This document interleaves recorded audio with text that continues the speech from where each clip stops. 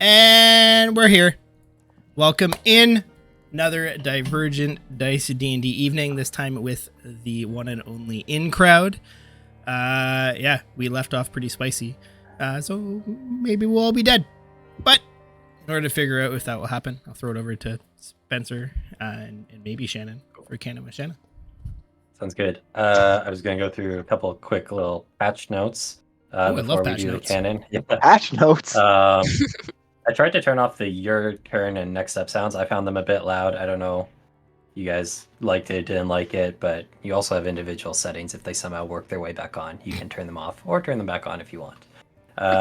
Thank you, Foundry. Tormund, I figured out why you couldn't see in the temple, so I fixed that. Nice. Halafor, Brimson, I figured out why your tokens, your wild shapes couldn't see. I fixed that. And gets better and better every day. Yeah. Some serious patch notes. Yeah. Your raid should be working. Every time I test it, it's working for me. But your system seems to not like Foundry, so we'll see. But I also fixed Savage Attacker, so if you crit, you automatically get the extra dice. Oh, cool. Keep paying attention to it, so you know it. Like check that it actually works. But I tested it, and it seems to. So. Thanks so much. Yeah, those are my things. I guess we can go into canon with Shannon. All right. We started the game at the top of the island on the plateau, investigating the ruins of the settlement. Orm and Ryson went to check out the buildings. Orm found alcohol. Gorka and Halafor headed towards the ship. With Detect Magic, Halafor sees essentially ley lines of magic running throughout the large area and some black tendrils that seem intentional in some way. And branded on the ship is an emblem that looks like an earlier version of Halafor's clan. We explored the ship. We found an interesting room with a pedestal and a gem that had fallen off of it. There's also a skeleton with a shattered clavicle that Halafor is pretty sure is human and probably not Simic. We decide to go fetch the others. Halafor goes to grab the gem. Gorka grapples him. Halafor turns into a bear and eats the gem. Orm found gold ingots from an old dwarven kingdom, and Ryson finds a cool crossbow. We meet back up. Halafor the bear tries to throw up the crystal, fails. We spend a lot of time trying to get it out of him. Ryson tries to put his hand down Halafor's throat and gets bitten, and he stabs Halafor. Halafor wild shapes back to his Simic form with a third of the crystal still in his throat, a third in his mouth. So he goes all raspy. As a group, we get back to the ship, put the crystal in, and the ship jumps for a moment. We talk about recharging the crystal, possibly with Scout Sparky. We split up as Rice and Halafor long rest, and Gorka and Orm go out to find a temple. We find the cathedral for Delastra. Orm thinks the people vacated rather than died. In the center of the courtyard, Orm sees black tendrils briefly before they disappear. There seems to be some corruption. We reconvene at the ship, then all head to the city center where black tendrils converge at the Delastra statue. Orm tries to dispel magic. It's damaged, but resumes. Gorka pushes the statue to the side. We see a dark hole. Gorka's frightened, but Orm fixes that, and we climb down the hole to find ourselves in an Uncali Valley, kind of outside as Nathaniel's temple, where Ryson throws a piece of gold in the fountain. The doors open to show an elf, a woman, Ilnaris, and a whimpering man who turns out to be an apparition/memory of Salinar. The item belonged to the Lord of Lies. They had broken it down and kept it safe. Ryson tries to convince her to give the good guys a chance, but she doesn't, and we go into battle. She's probably celestial. We go through one round of combat and then we end it. Yeah. Perfect. A+ every Thank time. You. Woo. So good. We would be lost without you. Seriously. So lost. Who's Ryson? Playing Rice on? Rice I and forgot bit that Halafor and Orm ate a crystal? What? Oh gosh. Cool. Thank you, Shannon. Does anyone have anything else, or are you ready to get into it? Yeah, where is my barrel of alcohol? On your shoulder, probably. You're probably Going right. around boombox style. And help us. He just needs a straw to just like suck on it whenever he's feeling it. Helmets. Orm's the inventor of that. We're just not at that point yet. I feel like if Think it's Seth, artificial is territory. watching, I think he I has see a new it. idea for an Aurum or prayer. Yeah, Prayer. yeah. Some more dwarf cleric art. Mm-hmm. Perfect. Okay, I guess with that silly interlude, let's jump back into it. I'll move you guys back onto the map. Okay.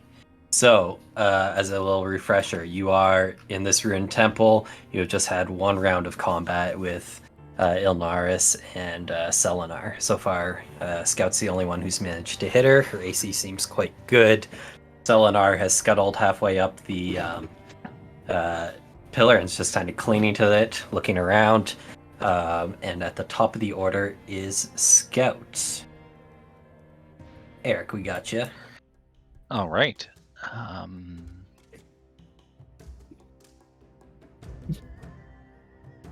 Combat. Get all Let's go. sorted here. A little bit of pew pew. Can we roll for hotness for Ilnaris? I don't know if you did. Hmm. I don't think When you in did. doubt. I don't think I did either. I'm just looking Right. back to my You chat. I'm can do shocked. it. So unlike us. Yeah. 20 unfortunately just misses. All You fire off this arrow and it Yeah, pings off that- her heavy armor. I remember this now. We like that. Okay. All right. I'll use the extra attack for good luck. 24 hits. Excellent. And oh yeah, you already had your first turn, so no third attack. Yeah, so you fire these two arrows off. She locks one with her armor, but the other kind of just nicks her shoulder, and she winces and takes a step back. But still looks pretty good.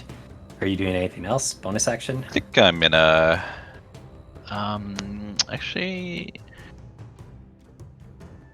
Yeah, maybe. Can I do? Is it Hunter's Mark still, or the updated one? You have the ranger feature that's called what's it called? Favored foe. or something. Favorite foe. Yeah. Yes. Yes.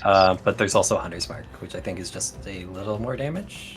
Favorite Okay, foe you can do now with no spell slot though, because you can pick when you hit. Yeah, favorite foe is good. Whereas Hunter Okay. Mark, he would miss Cool. out on the damage this turn. Oh, okay, cool. Yeah, do that. Go ahead with that. You're favoring her as your foe, so it's an extra d6 of damage on that hit.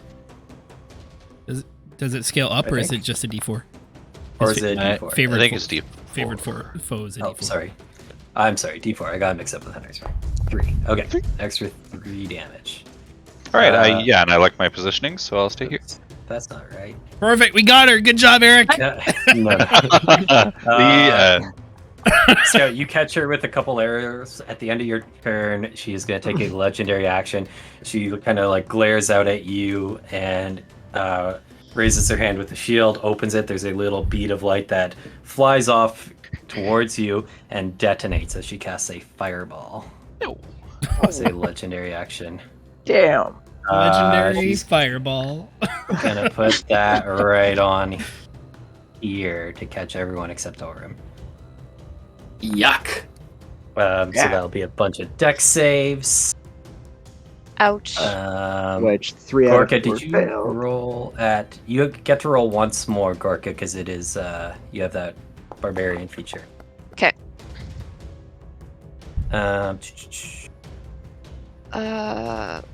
Why do I have a +3 on my deck? Oh yeah, okay, that makes sense. So Ryson actually should take no I damage. take because you nothing! didn't see. Yeah. 17 is the DC exactly, so Gorka, you can take 11 points of health back. Sweet. I think everyone else failed. Fails. She kind of catches the apparition of Selenar in this blast. You get the sense she's not super concerned with him. Cool. That'll be her legendary action. Oh, that's getting way too loud. Next up, Gorka. All right, Gorka is blinded. I do have that in my notes Nope. there. Nope. That was only until the end of her next turn. So it's you can see again. Okay, Thank Christ. right. Yeah. Okay, cool. Then Birthright coming up, and I'll make that a reckless attack. Okay, go for it. 24 will hit. You do have what's your other thing? Oh, Soul Suck. Soul Sucker. Yeah. I have a macro here. Yeah. Sweet. Oh, sweet. So that's 17 minus 23. Wow, that is a lot of damage. So you get 6 HP back. You kind of chunk her with the axe. She takes a hit and kind of coughs a bit, but is still looking pretty good. All right. 27. One more. Yes. Nice hit. Damn. Yeah. I'm quite happy about Two that. solid hits into Ilnaris. She is suddenly taking a bit of damage and looking a little more concerned than she was previously. Anything else on your turn, Gorka? Nope. That is it for Gorka. Cool. She is going to... I think she is going to take another legendary action at the end of your turn, and what's it called? Go to sleep. Retire? Yeah. Gonna use Warrior of the Take a Light. knee. She takes these hits, and her armor begins to glow again, becoming brighter and brighter and brighter. I need a con save from each of you, or because you now know what to expect, I would take a dex save instead. DC's the same, but you can choose to either avert your eyes or try and bear through it. I have a question. Yes. I noticed, I don't know if it happened last turn or the last legendary action, but I have 100% health now, and I know that's not true. I I don't think you took any hits. I think I did. I started this session at maybe I don't know, 15-ish points off, and then for some reason I now am maxed out. I mean, You don't took a worry long about it. rest. What did you get hit by? No, when we started this combat, Oh. Yeah. I think I was hit by the first legendary action or something like that. The first I one also was could be this- wrong. I could be I wrong. think you I just are remember full. being scared. Because there was... Just take it racing. Yeah, no, I'm Sure, sure. I mean- because there was the blindness, which you passed and doesn't do it damage anyway. Spirit Guardian. I just mean stay 10 minutes out. ago I had less health than I And do now then- for some reason. I don't. I'm He might- looking back and He would have got don't- clipped by Spirit Guardians. Because even if he No, passed, he didn't. He stayed outside of it. He's safe. I was outside of the building, yeah. Yeah, I'll see if No, his 'cause- token in the VOD has any damage off of it. cool. From my info, it said before the fireball you were at full. All right. I'm pretty sure you were, but yeah. Dope. Anyway, con or dex save, your choice. Can I use my inspiration Yes. from last game? And that's everyone except for Scout. I think is too far away. Someone tells me that. Yes, you are. 15.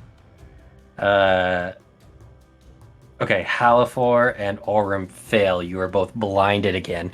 Like Ryson, you kind of avert your eyes before the effect takes hold, and Gorka, you just fucking tank through it. Neither of you are blinded.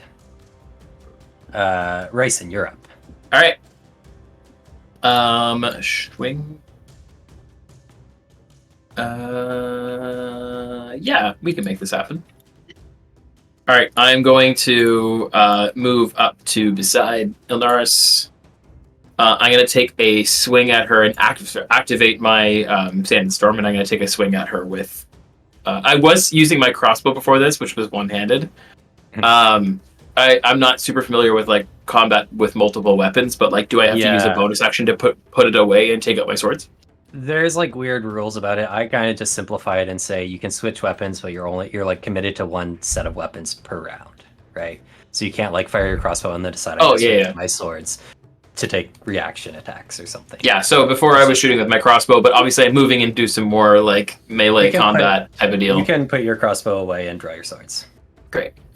Some cool, crazy Assassin's Creed wrist crossbow shit happens in my crossbow. Maybe retracts up my sleeve. I don't know, the thing I just found.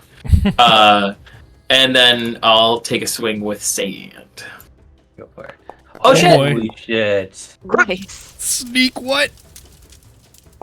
Oh! Oh! Was that doubled though? Oh! Roll it again. Really? Yeah. Sneak attack. Can crit. Oh, wait, even Holy better! crap! That was just so much damage laid on her.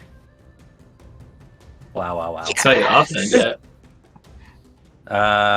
Fuck, that's one attack. Yeah, she is in an incredible amount of pain. That's a Second paltry one number. hits. Okay. So you hit with both. That's going to be a con save for her.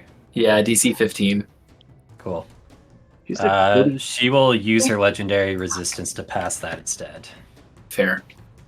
Yeah. She doesn't want to be stunned, really? For sure. No, yeah, not really. That was 50 HP, man. Good.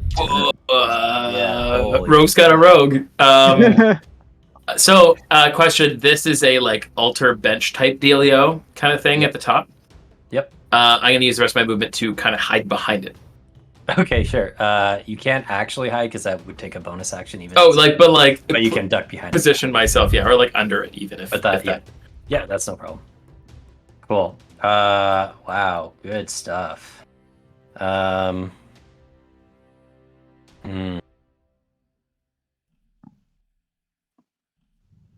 This is getting dicey already for her. Wow, wow, wow. Oh, sorry, D&D puns. Nothing yet. Orem. Orm is blind. He's very upset about that. He really likes the ability to see, but he kind of knew roughly where his target was before he went blind, so he will cast Shield of Faith on Gorka. Thanks. Does it say a target you can see? No, it doesn't. I have already Okay. verified. Just Okay, says cool. within range. Okay, perfect. Sweet. You cast Shield of Faith on Gork as a bonus action. As a bonus action, and then as my action, I whisper to my shield to go protect Gorka. Wow. And then, in a comedic way, he will then start filling up the wall as he starts moving 25 feet north. 25. Carrying his cask of whatever the hell ale we found. It was red wine. It's the literally the lowest of the alcohol in my life, but Oof. Okay. it's I drink it out of desperation. That's about it. There's a lot of people that just got violently offended. Yeah, it's like S tier for me. Anything else from Orem? I'm gonna play this piano next round, so brace yourself. Great. Okay. She's taken a ton of damage very quickly, and what was starting as a very good fight for her is rapidly turning. Looking kind of desperate, Ilnaris is going to take her last legendary action. She's going to shrug her shield off, raise it in both hands, and slam it into the ground, kind of right between Halafor the snake and Gorka. As she does so, you see sparks of radiant, fiery light where the shield impacts the ground and seems to drive into the stone a little bit, which quickly ignite, sending a line of fire along the floor, up the walls to the roof. She's casting Wall of Fire. Yeah. Cool visuals. Thanks. So essentially, she just like cut the church in half, or I guess the temple in half. She's gonna try and Ish. cut Gorka and the snake in half with fire. Understand? Yeah, I see. It wasn't the space between them. It was It was No, them. it is- It was within it was their just them. space. Okay. I'm so very I need big a in her dex defense. save from Halafor and Gorka. Sorry, what kind of save? Dexterity, so you do Dex, get okay. advantage. Nice. Oh, one more. advantage. Yep. You might want to roll higher than that. I'll try. Ooh, No. that's add them Ooh. together, it still Take fails. 28 points of fire damage. Gorka, 14 Halafor. 28 was all I had left. What? Oh yeah. Gorka goes down in the wall of fire. She is also going to designate the side towards the door and scout as the bad side of the firewall. And as she does this, leaving her shield in place, she's going to turn towards you and Ryson, Orem, and start moving your way. Notice she's moving a little quicker without her No, I shield. don't. Although you don't. Ryson notices she's moving a little bit quicker without her shield, but is nowhere near as armored. Or you can hear her moving Sorry, slightly quicker without her shield. Did you say she's moving, Spenny? She's not. She's like visually, she's starting to turn. She's not leaving your space yet. She's not like actually moving. She can't do that right now. Ever the opportunist. Alafor. Oh, Gorka is down in the flames in front of you. Gorka. Hi. Wait, Gorka, you have the orc thing. Oh yeah. Oh, Your yes. not relentless down. endurance. Oh, You have one Okay. HP. 1 HP. Thank you. Yes. One. That's Who so needs much Death better. Ward? Also, Gorka, because you have the Orcish Fury feat, I think when you use the Relentless Endurance, you can take an attack as a reaction. Immediately after you use the trait, you can use a reaction to make one weapon attack. It is true. I will do so.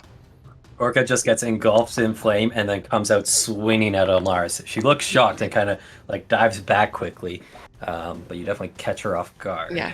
I used reckless attack last turn. That doesn't carry over to a reaction. No, right? sorry, it stays on your turn. I'm pretty sure, Brimson. it stays on Yeah. your turn. Yeah. Okay. Sorry about that. I tried. Fine. Cool. Halafor, it is now your turn. Gorka is still up, but looking beat to fuck. Okay. Question. Yeah. There's I'm half in a wall fire, or 1/3 Yeah. in a wall fire right now. Mhm. There's a angry celestial lady in front of me, and there's a chandelier cage holding the darkness above me. Yes. Yes. It would be like right in the center, so actually almost right above Ilnaris. Interesting. How's it affixed to the ceiling? It's like hanging by a heavy iron chain. Okay. How many feet wide is it? The chain? No, The cage. I know the It's pretty big. I imagined it as I want to say like a 6 to 8 foot radius. Like it's big. Okay, so like, if it were to fall somehow, it wouldn't Yeah. fall on Gorka or me currently. It would fall like on Ilnaris. Well, wait. So there, I think you'd have to make a save to avoid getting clipped because it's more than, it's like just towards the edge of you guys. Okay. And it could fall that way too. Okay. I have 1 HP left. You still what have you death need to ward. do. You're fine. She says from the fire.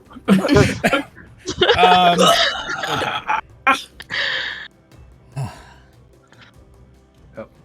Just check something. Need to open my actual stat block and not the snake now. And you do only see 10 feet right now. Correct. And you said the ceiling was how high? More than 10 feet I is mean, my it's, guess. oh yeah, it's Well, I'm 15 like it's a feet peaked roof. long. It's, I'd say, probably like 40 feet or so, and the chain hangs 40 feet. down Okay. like a good 10 feet from that. Okay. So the cage is like 30 feet above. Cage is 30 feet above. Just trying to figure out these numbers just by my mental image Yeah. of it, but I think that seems about right. 40-foot high ceiling, 10-foot chain, 10-foot circumference of the thing. You said right, so 20 feet. Like 6 to 8 feet. 6 to 8 feet, okay. circumference. Yeah, Okay, that's it's fine. like kind of 25 just feet. in the neighborhood of maybe clipping you. Okay, cool. Do I have spells? Not a lot. A lot. Got some. Okay. Cool. Well, Halafor has seen this spell before. Would Halafor know if I can move through it without getting burnt again? If I'm already in it? I mean, I think that's a reasonable. You're not going to get worse than Having it where you're apparate at around now. me? Yeah. Right. Yeah, you're kind of in the worst possible position now. Any direction is preferable. Okay. Halafor is going to move here. Oh, the game's paused. Oh, why is that? There you go. Okay. I don't think I can technically stand there. I mean, you're a snake. It's like Sure, I'll okay, stand there. Sure. And I'm going to. Can I use a player advantage and try to constrict her? Sure.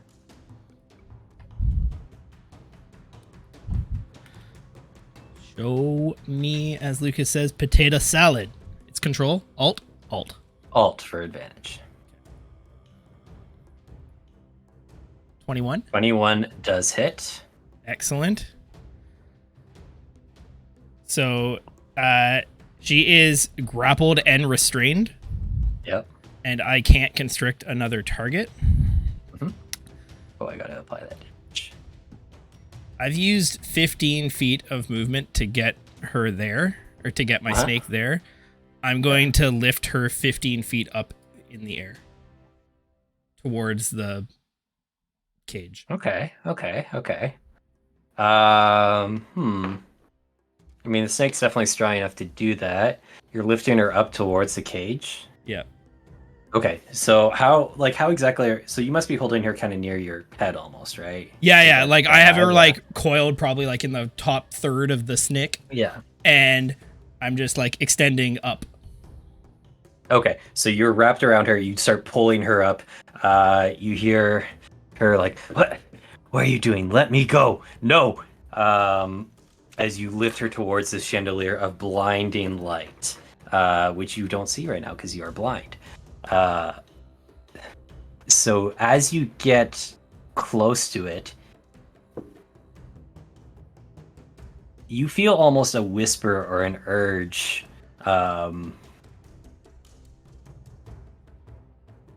You have this sensation of yearning, something calling to you, something from within that cage.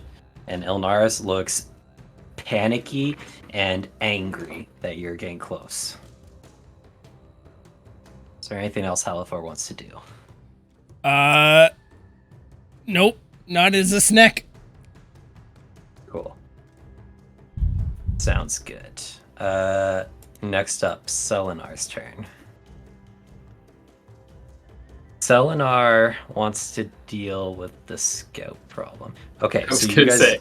watch as Selenar, like, kind of clinging to this pillar, like, scuttles down a few feet, so like 10 feet or so, and then like leaps off towards the back of the room. So he uses 15 feet of movement, and then Selenar takes just on all fours, running, digging his claws into the floor, leaps through the window for another 10 feet of movement. He's going to take a little damage when he does that. The good old 25 feet Amiel of special. movement. Yeah. Gonna take, I think, 2d6 points of damage. Yikes.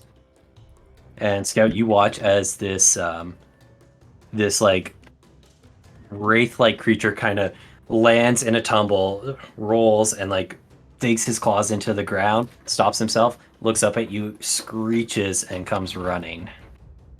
Some sort of Has hellhound. ability with this. He kind of leaps, draws. What do I want to do? Yeah, no, he's just gonna leap and start raking at you with his clawed hands for 2 attacks. 13 misses.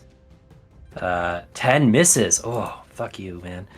And just kind of lands in the dirt in front of you, screeches again, and stares up at you. Ilnaris' turn. She is in a snake near this chandelier. Halifor, just at the start of your turn, as you guys are like getting close and bumping up against this thing, can you make a wisdom contest against Ilnaris? Okay. The straight wisdom roll. Yes. Okay. Oh fuck. Damn. God, you better be a smart snake. Well, it's my druid, but I mean the max is 20. Okay. As you feel this like yearning and this like something calling, that's pretty good. you feel this this yearning sensation, something from within the chandelier calling to you. The room around you kind of grows indistinct and smoky.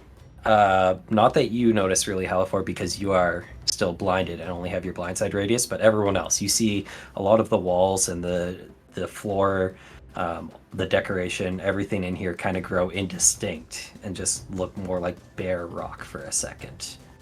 But then it snaps back as Ilnaris shouts, no, and she is then going to try and murder this snake. So she's going to, having shed her flail, take 3 attacks and use a cantrip. Disadvantage. So that's going to be at disadvantage. She got rid of her flail attack. Yeah. She No, sorry, her shield. Oh yeah. She's now swinging two-handed with the flail. Slams into the snake for 18 damage. I'm okay. I'm okay. Well, she's very mad at you in particular. Gee, I wonder why. He's gonna slam a 2nd level divine eminence into this. Fuck. For 17 extra points of damage, Halifor. Yep, that's 15 points to Halifor. Okay. Here, let me restore Halifor. Can you go ahead and take 15 points off of this guy? I think you're both gonna come crashing. So Halifor's probably okay because you are the snake. Yeah, but she's gonna fall 15 feet. Yeah, she's gonna fall 15 feet. So she's just gonna take 1d6 fall damage. 4 damage. Passes her save. Gonna stand up and going to swing at you 2 more times, Halifor. Straight rolls. 1. She's going to first level divine eminence into that. I want the 1 D&D change. I want the 1 D&D change. That's 6 points of damage. Yeah. 1 more into Halifor. You've upset her a lot. 13 misses. Oh, you bastard. She looks over her shoulder at Gorka, who's still standing somehow, and just says, "No!" and holds out her hand to cast Sacred Flame for her cantrip. No. Does, though. You get to roll that once more because you do have advantage. It is a dex save. Okay. Coming up. Oh. There is a burst of radiant light. Just the wall of fire intensifies and consumes Gorka, and she falls. No, that one was Death Ward. She's still up. That was Death Ward, yeah. Cool. That's the end of her turn. Scout, you've got this this wraith thing on you. Interesting. How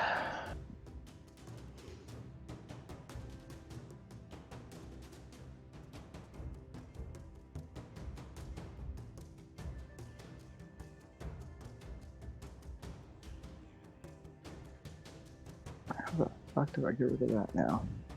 Oh, I can get rid of it. She's too far from me anyways. Those of you who were blinded can now see again. I can see it's a miracle. I had to trade in a whole set of eyes to be able to see again. Yeah. So, Spenny, can you see my measurement? Yep. Is this valid? Yeah, if you're doing what I think you're doing, as soon as you click the thing, it'll give you a template, and you can try and put it however you want. I will tell you, if you catch Gorka in it, that's a death save failed immediately. How would I theoretically catch Gorka in it? Well, like when you the lightning bolt. Yeah. If it just when you place the line, you'll be able to see who it's going to hit. If you do clip her with it at all, like if the token, if she's in the AOE from that line, it will count as a death save. It'll tell you before you use it, though. Okay. Oh god. Oh no. Oh no. Okay, Help. here, I need an adult. Oh let god. me Yes, Am I dead? move this. Hold on. Am I Move dead? this template thingy. Did I just suddenly fail 3 death saves? Oops. Oh my goodness. I don't like Yes, that line. Yeah. It's being finicky. Oh, I love that line. This is, I was gonna say, this actually is not a lie. works. That fucking line actually does everything you want and nothing you don't. Holy. Okay. Oh my Can I get that in writing? Just. Nope, like, see the blue squares? That is Yeah. all the baddies, none of the goodies. Amazing. Okay. I'm sorry. Okay. I accidentally deleted it, but we saw it. I'll let you keep Selenar's roll. I just need to roll a save for Ilnaris. Go, Tell me how Sparky, this go. looks. Ilnaris gets a 20, so she passes, and she kind of sees you out of the corner of your eyes. You're winding up with this. She hears the ghost Sparky go and kind of like dives to the side, only just getting clipped by it. Yeah. Anything else on your turn? Or that's just one attack, actually. Yeah, I guess so. I can maybe attack the guy right in front of me at disadvantage. Yeah, it would be at disadvantage. And Oh, sorry, roll once more. Sure. Okay, well, it was meant to be.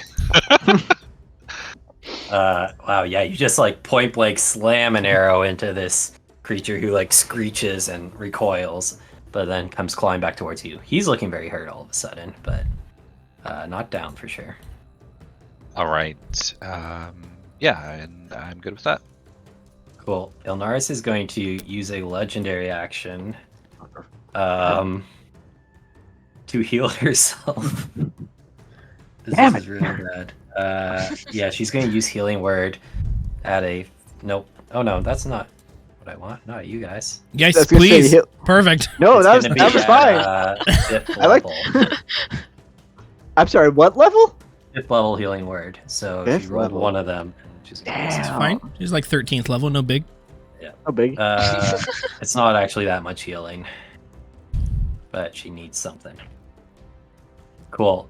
Gorka, top of your turn. Death saving throw, please. Coming up.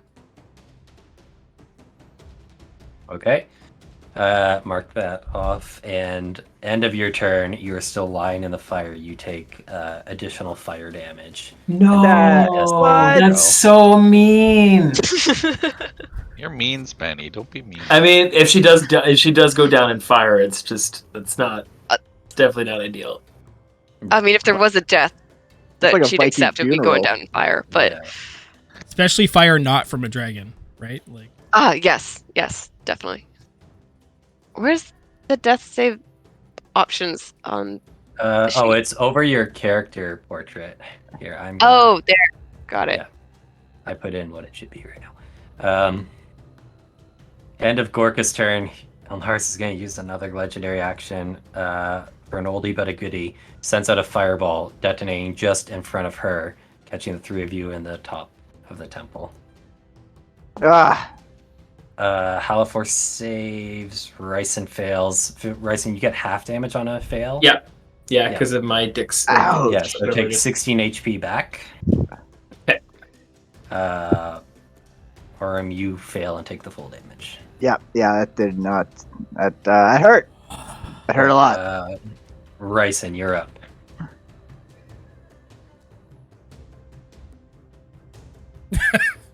that is the face of someone who doesn't like their options.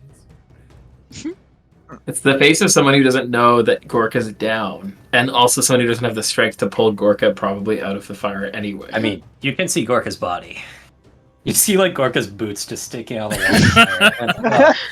That's like probably not the great. Wicked Witch of the Flaming West or something like that. Where it's just the Wicked Witch from Hell. It's just like Wicked Witch of the Flaming West. Great name for a country bar. Okay, yeah. No, Ryson's gonna go back to party up here. Probably go on the left side. Okay. Trip over Gorka's boot. Yeah. Okay. He obviously sees that Gorka's on the ground. He's gonna take a swing at Ilnaris. Miss. Miss. And then can he use his bonus action, or can I use my bonus action to try and pull Gorka out of the flames and closer to Orym? Hmm. And how much do I weigh? Yeah. Well, and I'm also... No one would ever ask. Yeah, I was gonna say you don't ask that question. I also... So Gorka's... If A Gorka was still 350 alive, pounds. she would still count as a creature, right? Which Yeah. means you have to use an action for a grapple check. Right? There are disadvantages to doing it anyway. It would provoke an attack of opportunity when we finally move out of her bubble as well. No, because she would be Theoretically. choosing to move, and you have mobile. So that Yes, part would be that's right. fine. No, I know I have How much? mobile, but You have so to hit? she wouldn't, it wouldn't provoke an attack of opportunity Only for if the- Gorka. Correct. No, because she doesn't have... It's not willing movement. That's I why see. That's the trade-off. That's why you have to use an action, is because, like, otherwise you could kind of cheese it and move people around without disengaging. What's wrong with Gotcha. cheese? Everybody likes Nothing's wrong cheese. with cheese. That's okay. Cheese. I've learned my lesson. I'm sorry, Gorka. I could have done this differently, and I screwed it up. But I will, because it's kind of came down to mechanics, I will let you, if you want to use your action to move Gorka instead, you can do that. okay. But it will Can I also move where I'm standing, or are you gonna? move like where you're standing? Yeah, it's like, could I grab her from here?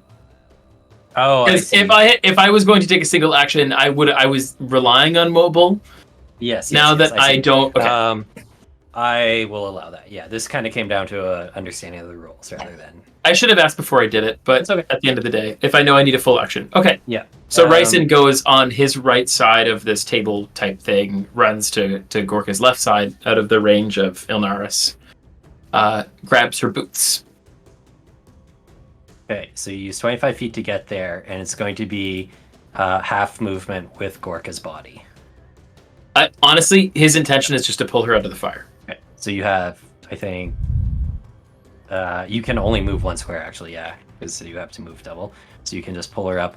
If you want to pull her into this square instead, I'll allow that too. Okay, that's the intention. Okay, cool. I think you still have a bonus action if you want it. So you could dash actually and keep moving her. Yeah, why not? Let's dash. Okay. So yeah, you can. How move far can I her, take her? Is it half? Another 15 feet because you're still moving at half speed. Like move you both back 3 squares basically. This is so funny to imagine this tiny little halfling just pulling this orc. I think that is the path that I'm going to take. So Okay. try and get Gorka behind that thing that I was behind-ish before, as much as possible. Yeah, you can get her. Like you're. Like, I dragging can her, probably you get her as here, far as yeah. there. Yes. Yeah. Cool. That's it. Anything else on your turn? That's it. I think I don't have anything else. Like I've used my bonus action dash. I think I still do have movement, do I not? Or No, that is all your movement because you had to go around, grab her, and start moving at half speed. I was checking it. That is all. correct. Okay. Denzel. Thank you, Harry. Nice not to be on fire anymore. Yeah, well, if something's actively making you fail a death save, I'm going to try and see if I can stop that from happening. That was a good choice. Thank you. I'll just immediately start now. Well, now that she's even closer to me, channel divinity, preserve life, 25 HP into Gorka. I don't like that. Yeah, I know you wouldn't. HP. Yay. I'm alive. And I will leave my shield with Gork. How do I burn a slot? Oh. Yeah, I'm gonna burn a spell slot against my better judgment. And then I will drop healing word via the shield into Gorka as well. Healing word's range of 30, so you don't even need to. I don't even need to. That's true. Yeah. But you did use an action on. Yeah, healing word's bonus action though. Yeah, so you just can't do cure wounds. I mean, right? So you do. Yeah, have I to can't use do. healing. Yeah, Okay. it's got to be Cool, go healing for it. word.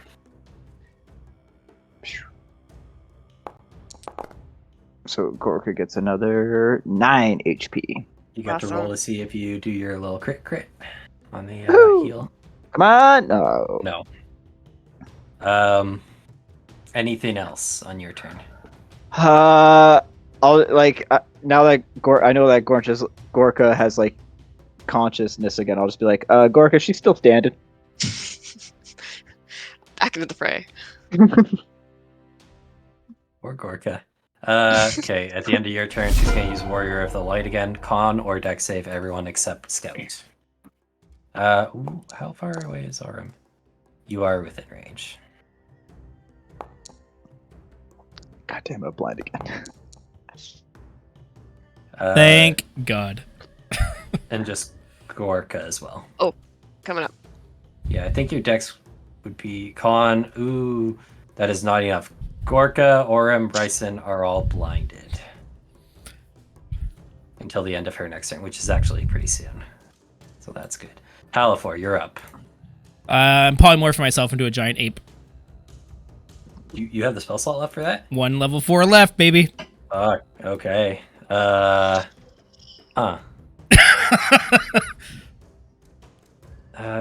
Actually, hold on. 1 second. I gotta check one thing.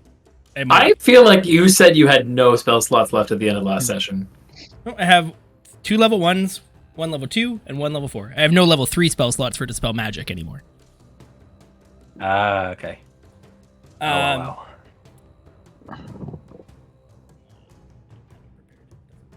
Oh, and it's touching. He was also Yep. just hyping up the session for next week. Yeah. Build that Yeah, suspense. Yeah. Polymorph into giant ape.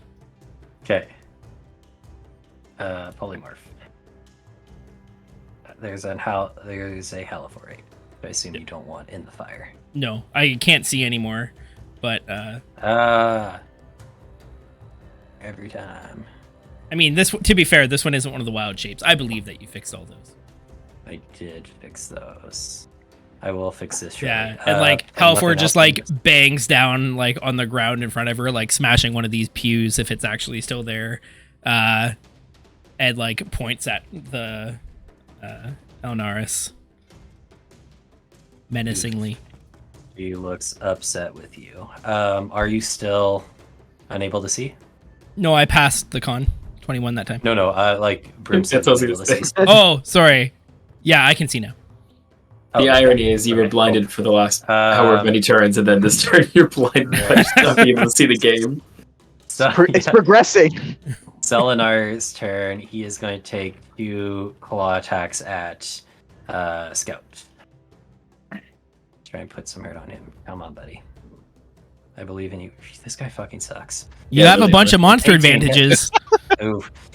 No, that's alright. That's One. alright. Scout, you dodge the first club. He catches you in the backhand, sending a low rake across your thighs, cutting through your armor and drawing blood from your legs. And then he just settles back down and starts drawing that rattling breath again. Ilnaris' turn. Jesus, 10. So many monster advantages.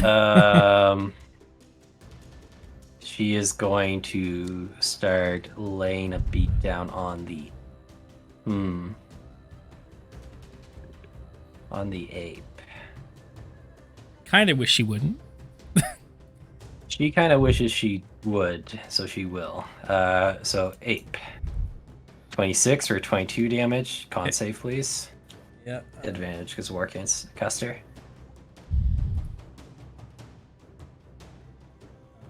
I have Warcaster. Do you have warcaster? I don't think so. Oh, okay, never mind. I'll take Straight it roll. though. Sure? You sure? No, No? Okay. no, that's fine. Okay. So DC's 11. Mhm. Okay. 24.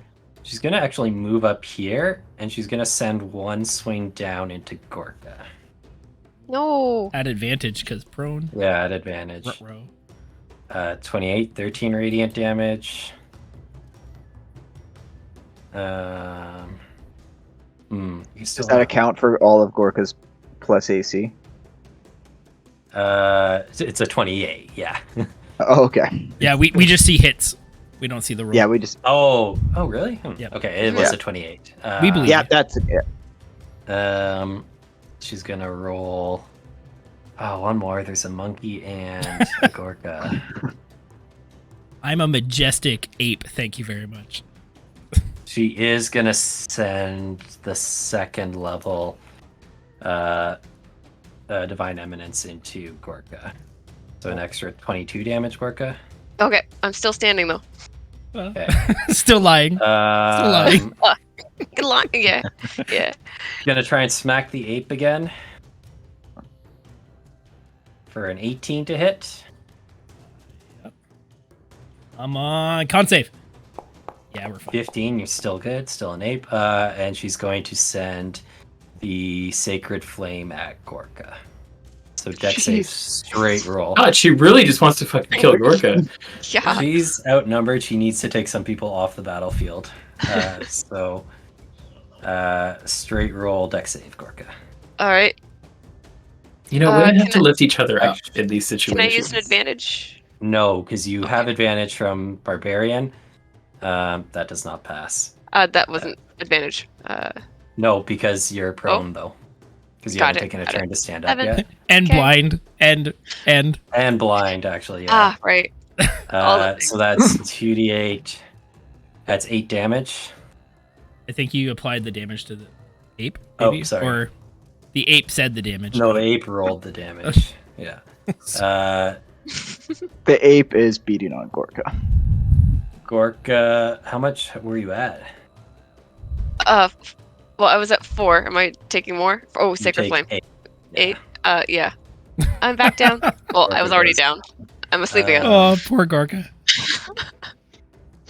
Well, that will be the end of her turn. Scout.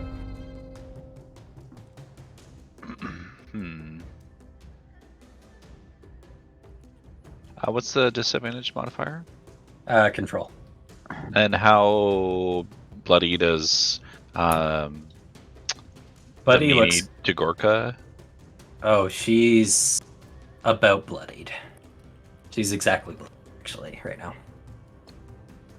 The guy in front of you is much more hurt. Okay. And is Gorka currently in fire? No, Gorka is just lying on the ground, unmoving. But not on fire, so, you But know. not on fire. But not on fire. It's the little things that, Yeah. make all the difference. Okay, sounds good. Sounds good.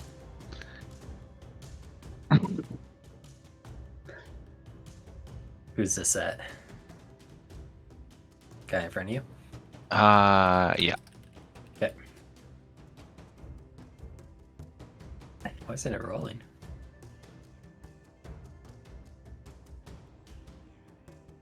Let me try.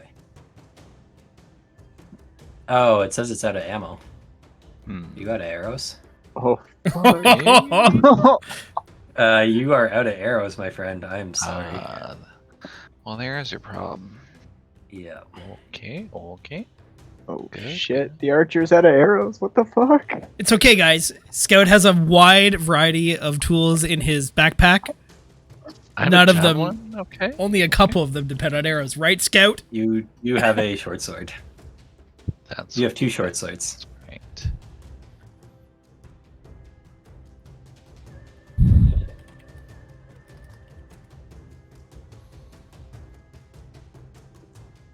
Great.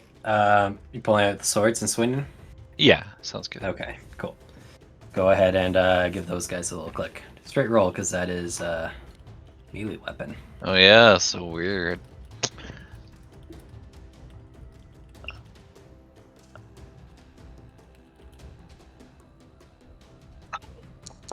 Crits! There you go. The begrudging crit. Oh my God. Yeah, you slash into this thing. It's still standing, but very hurt. Kind of shrieks at you. That You do sword notice hasn't it been doesn't used seem in to 2 take years. as much damage as you would have expected. That guy's got to get a tetanus shot.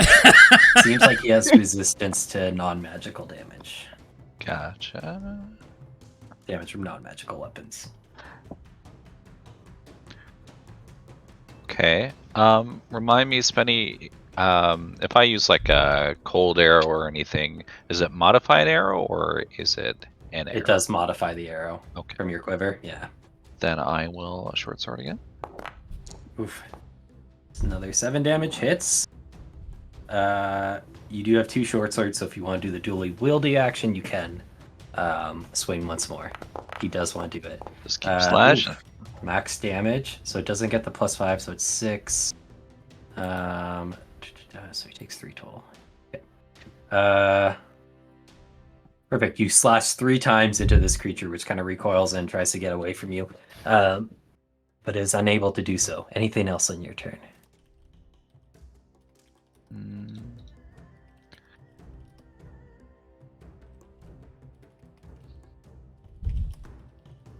No, I think I'm okay. Cool. Gorka, you know the drill. Coming up. Okay. After your turn, she is going to... She's going to try and do that pulse of light again. Try and blind you all. Connor, dex save everyone, except for Gorka and Scout. What if you're already blind? Oh, I guess It it's at goes the end. away at the end of her turn, so Oh. you would have Right. been able to see Okay. it again. Yeah. Spenny, can you roll? I don't have an 8 stat block. Oh, sorry. Oh my god. Oh, I do. God. Sorry, I do. Yeah. No. That is pass, fail, fail. So Halifor and Aurum, you are unable to avoid the sudden surge of light from her armor and are blinded temporarily. I'm getting sick and tired of this bitch. Yeah. Bryson, I want to jump off this table and slash her. go for it. Yeah. I mean, like, by jump off the table, I just mean, like, Yeah. stand on it and then hit her. I don't think it gives me any kind of advantage at all. It just looks It does badass. not, but it looks super, super cool. Yeah, it's really fucking cool. On your attack, she's going to use the feature I forgot about and take a reaction to warding flare you. Force disadvantage on the attack. How do you forgot about that? Yeah. Oh. That would have been really good when Yeah. Bryson crit. For Oh. ability When I damage. critted the shit out of her, So she's going to use that. It's just like a smaller pulse of light directly at you. Okay, well, you missed on the first one anyway, so don't worry about it. oh, I did control when I click. I did control I click know, on it's them. like finicky. Okay. Mm. Yeah. Do you want me to like roll again, just so No. I get that digital dice roll out of the way? Is that The what? that's No, it's okay. fine. If the RNG number Oh. for this next, That's the up to next you. one. If you want to just roll an extra d20, because the next one's going to be bad, and you have a feel for it. Okay. Thank you. But that is only on one attack, so your next attack is a straight roll. Damn it! 11 misses. All right, unsuccessful. Man, it's like shooting the moon playing rogue. I tell you. It's really all or nothing. It honestly. I will back the heck up again, and actually probably.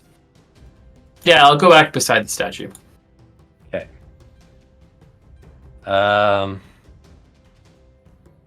Man. He is going to use.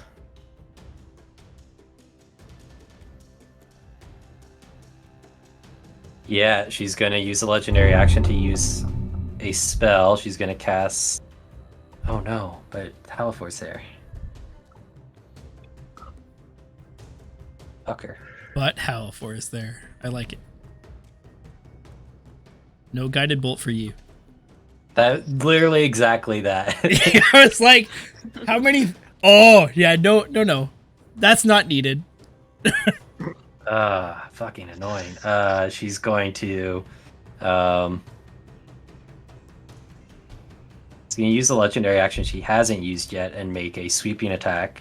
Kind of annoying because it's only going to get Halifor, but can I get a dex save?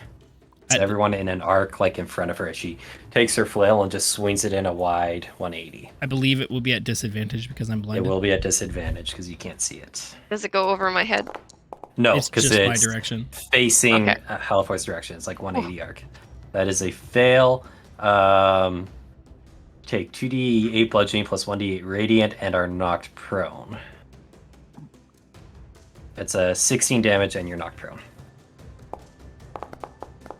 Oh no! Can I undo a nat 1? Sure. Okay, roll once more. Yeah, I would like to not be Halifor form beside this lady. Go for it. Just 10? enough. Just enough, yeah. Cool. That is Orum's turn. Orum, you're blind. You heard Gorka go down. Yeah, You're well, hearing I saw Gorka go Go down away. before I was blinded. Rinse and repeat. Burn my second channel divinity. Preserve life. 25 HP into Gorka. Fucking hate you. Hate that so much. I don't. Action. Oh fuck, bonus action. You know what? Orum's kind of like just watching this person from the sidelines and just being like, and he's kind of getting sick and tired of. He's getting sick and tired of her beating on his clanmate, so he's gonna shoulder his warhammer and light up his sensor and go at this bitch mano a mano. You're going in there. You are going to be attacking at disadvantage because you're blinded. I'm just lighting up my sensor right now. I'm not freaking Okay. moving. Easy, Don't be easy. stupid. I'm not. Yeah. I'm not walking I'm in gonna there, fight her so I'm good gonna in fight my her turns. mano a mano later. Eventually. I'm not blind monking this shit here. I'm just This I'm bench a- has got me so mad I could just stand right here and get ready for a fight. but no, I'm just getting my sensor lit, and that's it. Okay.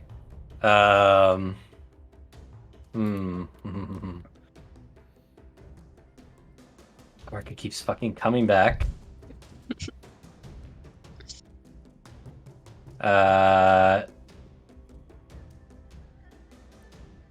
She's just going to use her other legendary action to just fucking do the sweep attack again at you, Halifor. So disadvantage deck save, please.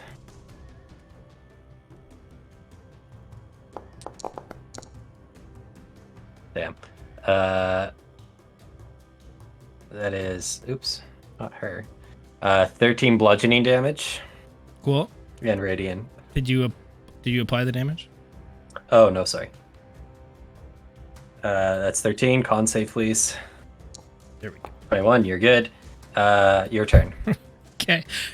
Still not bloodied, but I'll stand up from prone. Uh-huh. Okay.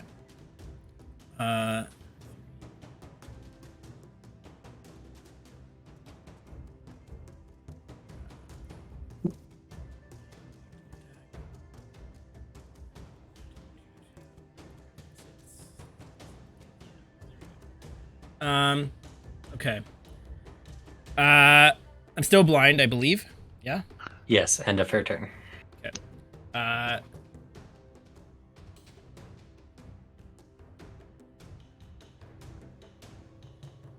There's stuff on the ground, safe to say. Yeah, Like- stuff. Like stuff that would be construed like a rock or something that could be used as a Sure. rock. Yeah, there's rubble on the map. There's rubble on the ground. Perfect. I know whereabouts that like cage thing is up above. Yeah, for sure. Sweet. You'll probably have to roll, if you're throwing something at it, you're going to have to roll some dex check, but Yeah. dex plus proficiency, I think, because you're throwing it. Well, on I have dex I have the plus- rock attack. Oh, shit. Okay, then you Yeah, can yeah, roll yeah. that. Yeah. So I'm gonna use an advantage because I'm blind for a straight roll. Okay. Okay. Cool. Okay. And I'm going to throw like a big ol' hunk of temple with the desire to like bring this cage down on top of her and Okay. potentially me as well. Yeah, okay, cool. So at the chain then? Yeah, effectively. The ceiling around the chain, like I'm throwing like a pew. Like this thing's Yeah. It's 7d6 bludgeoning damage if it hits. So Wow, okay. it's serious. It's a serious rock. Yeah. Let me think. How much? 7d6. I mean, it's a thick iron chain. What about the ceiling where it's connected to, though? Probably a weaker point. Okay. I'd have to break the chain. The chain can fall on her, too. That's fine. I'm going to give it an AC because it's pretty solid and it's a pretty long toss of... Yeah. My range is 50, 100. Yeah, that's fine. Yeah, okay. I'm going to say AC 17 feels Okay. about right for this. Yeah. All right. Straight roll coming up.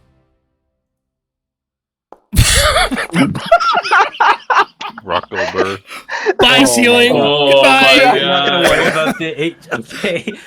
You all watch as... Yeah, describe it to me. Yeah. Describe it. Halvor just like reaches down, fumbling around, like grabs what he assumes is a rock. It's probably like a part of that pillar that's busted. And just like, he's like holding one hand out in front of like him, probably like kind of sparring with Ilnaris. And just like leans back and just hucks this thing like straight up in the air. You just hear this like huge cacophonous like rumble as he like yeets this thing through the ceiling. And then what happens? So you yeet this thing, it collides with the point where the chain connects to the roof, and then it keeps going, punching a hole through the roof. The chandelier and chain immediately start to fall. I need a dex save from Ilnaris, and you, I'm going to say DC 15 for half damage. Okay. You are at disadvantage because you're blind. How about Am I safe where I am? I said it. Yes, you are, because this is the halfway point in the temple, and it's only like gonna just clip them. We're gonna say this is approximately fireball damage, so this is gonna be 8d6. I can take it. So that's 31 bludgeoning damage to Halfor, half to Ilnaris. Okay. She succeeds on her con save. Make yours, please. Okay, damage applied. So 15 I need. Okay, I'm no longer an ape. The damage was done. Oh my god. Halafor. Okay, so this thing falls to the ground. Ilnaris starts to dive out of the way. Halafor, as the ape, doesn't have time nor the vision to get out of the way, so he gets a couple little like chest beats in before this cage crashes down on you. You feel this same kind of yearning presence calling out for you, whispering for you to take it. I need a wisdom contest, Halafor versus Ilnaris. Because she has taken a pretty substantial beating, her wisdom modifier is decreased right now. Her focus is starting to split. Okay. So I'm gonna actually roll. I'm just gonna subtract 2 from whatever she rolls here. 22. Oh man. God. She has a +5, so she's rolled crazy well. She rolled a crit and a 19 on these 2 checks. I know. Yeah. I rolled 17 and a 16. I thought I was living my best life. Cool. This presence is still here calling out to you, but you do not seem to be able to overpower Ilnaris. Again, though, the temple shape kind of like, for those of you who can see, seems to kind of fizzle almost, or like fluctuate. Anything else on your turn? Definitely. Halfor does not want to be a weakened Halfor on the floor with this lady. Bonus action, wild shape. With expedited evolution into... Do you have an expedited left? Because you did use one on the bear, and I think, did you use one on the first one in here? The snake? Yeah. I think there was something before that. You used one when One you on the became bear a for sure. and fought for Gorka, yeah. That's okay. I don't need expedited. Okay. I had it as me still having one, but I will Oh, deduct it. let me just scroll up really quick and see if I can find it. I know we short rested You were- before, so I had both wild shapes, so that puts me at 11 after the Yeah, snake. expedite is per day though. Yeah, Um, I thought I just used bear, but I could be wrong. Either way, it's fine. That wasn't Okay. the main point. The main point was to turn into a brown bear to get some hit points. okay. There was like a spider to crawl up or something to crawl up the wall. That Is was pre short rest. Oh, that was wild shape. I Yeah. did. I scrolled up. I did check. You used one for this. The snake. Okay, cool. Yeah. Brown bear. Brown bear, please. There it is. All the animals. Wild shape. Today's trip to the zoo. There is a. Oh, why isn't it? Okay. I need to update it so the token's using the right art as well as the splash art. Cool. Bear is still. Well, I guess you have movement. You can stand up. Yeah, I'll stand up if I have movement left. And Okay. then Yeah, that's it because for you me. haven't gone anywhere this time. Cool. Wow, what a turn. This guy down on Scout is going to try to keep killing. You know what he's going to do, actually? He wants you to stop hitting him. Stop hitting me. He okay, uses so- ask politely. Selenar, Scout Selenar is going to kind of crouch down low, almost like a cat getting ready to pounce, and jump up, grabbing onto you. His hands, his feet wrapping into your side, his hands grabbing on the back of your head, and then inches from your face, his jaw hanging open, he just draws in this breath and shrieks again. He's going to use his terrifying mask feature to try and scare Eric's had bad news with people messing with his head lately, so Yeah, be true. gentle. you. Ooh, 15 is exactly what you needed, you son of a bitch. Scout, you steel yourself and are unafraid by this monstrous creature that then drops back to the ground and is going to try and flee from you. Demon Kirby, yeah. Yeah, he's running back into the building. If you want, you can take an opportunity attack. Kirby is a demon. It's actually a little known fact about the Kirby lore is that he's actually classified as a demon. Have you read into the Kirby lore? It's actually It's kind of fucked up. Is it Kirby Kirby is like an elder god in the Kirby Yeah, lore yeah. or something, right? Isn't his stomach's like a pocket universe or something? Amazing. Kirby lore is weird. I feel like there's some sort of D&D crossover you could make happen with Kirby and oh, true. I'm scrapping this campaign now. We're switching to a Farlands campaign with Kirby. Understood. Final boss fight. Hi. do Scout, would you like to take the opportunity attack on the guy running away from you? Yeah, I'd love to. I get a little Just, revenge here. Yeah. Go ahead and roll a short sword attack. I roll a what now? Just a regular sword Short charge? sword attack? Yep. Okay. It just takes your reaction, is all. a sword here. I don't know if you've ever actually this thing, like, No, what now? this thing scuttles in and climbs up. He had 10 feet left, so he's gonna climb 10 feet up the pillar, and just kind of like crawling away from you. Cool. Ilnaris' turn. Let's see, there is a blind bear, a on the ground but alive Gorka. Ooh. I think Halifor is upsetting her more right now. She's more concerned about you, so she's just going to turn and start swinging them all on you. You know what? Wait, the bear is still blind, right? Bear's still blind. Yikesies. 3 attacks at advantage at the bear. 24 Yeah, to hit. that stung. She will use her last spell slot for Divine Eminence. For Okay. another 3d6. I like the word last as applied. Yeah, to this. spoiler alert. Yeah, she. So another 11 points of damage. Yep, totally fine still. Yep. Takes the first swing, collides with the side of the bear's head, whirls the flail around and brings it up for another sweeping attack from below. 14 to hit. Yeah, that takes off the 4 points of the bear and 19 points off Halifor.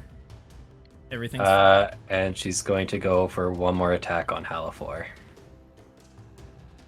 yeah. 28. Halifor is less He, like, conscious than he was a moment ago. She catches the bear on the upswing, driving it back into Halifor, catches the flail, and just brains it driving down, slamming Halifor into the floor. Haliflor. You. Thanks, Eric. How does he do it?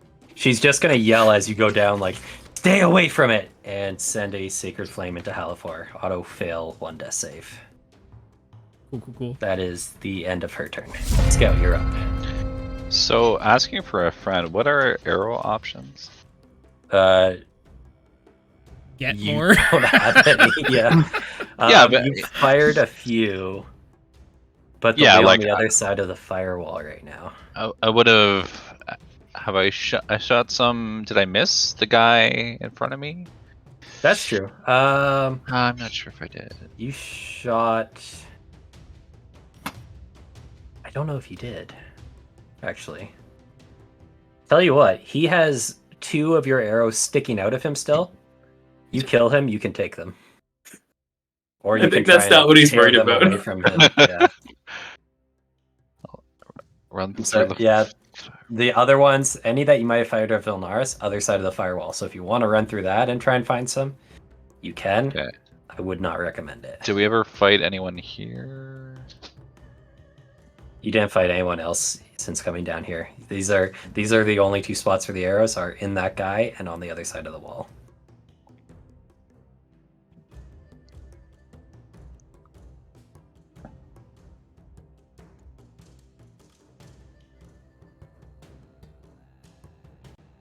You have a... Oh, do you have a +1 arrow? No, that one's out too, I think.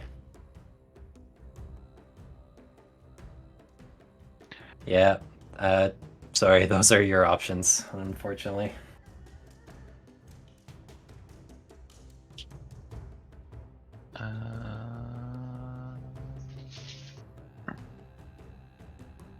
Okay, can I wait then? Take my turn later in the order? Yeah, you can drop your turn down in the order if you wish. Cool. So it's not your turn then. Just tell me when you want to jump back in, and if someone else's turn. You just say, I want to go now. Okay. Okay. Gorka. Right. Yeah, she can finally do something now. Sorry. Do you still have rage? No, because I was unconscious, right? So I would have Yeah, lost it. Okay. So I will rage again, but I'll just reduce it on my sheet because it looks. Oh, you took it off. Oh, sorry, I took it off. No, it's yeah. good. That's fine. I will consume it again. There we go. We'll stand Doing- back up With Soul Suck or without? without Soul Suck. Okay. And we'll use Birthright recklessly on Ilnaris there. Cool, go for it. Dean misses. I should update her AC actually. It still misses, but All right. it is not the That one bad hit. hits. Yeah. Wow. Good. Good stuff. Wow, big hit. You chunk a massive bit of health out of her, Gorka. Gorka's mad. She's been tossed down a couple times. She's feeling it. So damn, she's okay. roaring at Ilnaris there, and that'll be it. Anything else you want to do on your turn? No, it doesn't look like there's anything else I can do. Yep, Okay. that's it. She's gonna take a legendary action. Can you make a dex save, Gorka? Is it a she's gonna is do it, another advantage? sweeping attack. No, because it's a saving throw for you. Oh, sorry. It is. Sorry. It is at advantage. I don't know what Okay. I was thinking. Yeah, 20? 20 passes. That's You 11. take Woo. half damage, and you are not knocked prone. So it is okay. Not to her. 7 damage, and you are not knocked prone. And she just takes a wide swing with her flail. Okay. Cool. Sorry, Firewall's still supposed to be up. Next up is Ryson. Is Ilnaris like half between 2 spots right now? No, sorry, there's the art on the map, which is different from like the actual grid system you are on. Oh wait. Oh. Yeah, she was Yeah. on 2 spots. Okay, Oh. I don't know why. Fuck, I'm talking Yeah. about. Yeah, I was gonna say the art on the map actually matches the squares. Yeah. Okay. Sorry, she'd be there because she's in front of Halifor as well. Rice is going to move into his little table spot. Yeah. And take an old swingaroni. She's gonna warding flare you again. Okay. This is anyway, son of a bitch. Okay. Second one. That's not the second one. Clear the log. Clear the log. Goddamn. 15 misses, unfortunately. But that if the 12 would have hit, it might have been. It would have hit with the 12 as you roll. Sorry. All right. Okay. You're just trying to swing at her. She's like stepping back and bringing up her like bracer to deflect, like make sure the blow catches her armor. Super annoying. Yeah. No, I'm gonna back up again, but this time I'm going to go to the other corner of the room. Cool.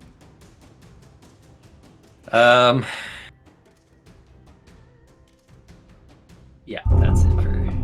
She's not gonna take an action. Orem.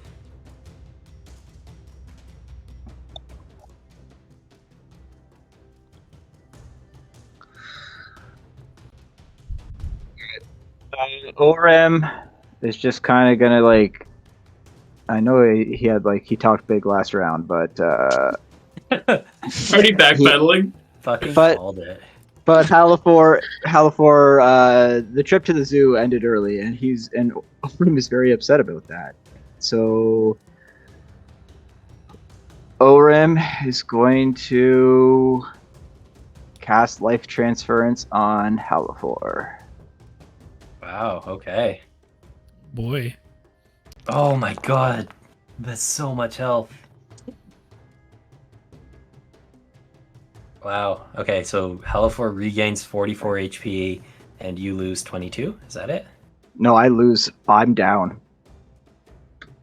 You That- go down? I go down. Yeah, that's how much damage he takes. And I heal Oh. for 88. Oh my gosh. Holy crap. Okay, mark that health.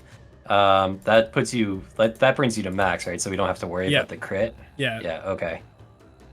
I was not anticipating that. Is it up? Can you go up to that amount? Like, don't you have control over this spell? Or is it like? Nope. No. I didn't realize it was 8d8. I don't know where that came from.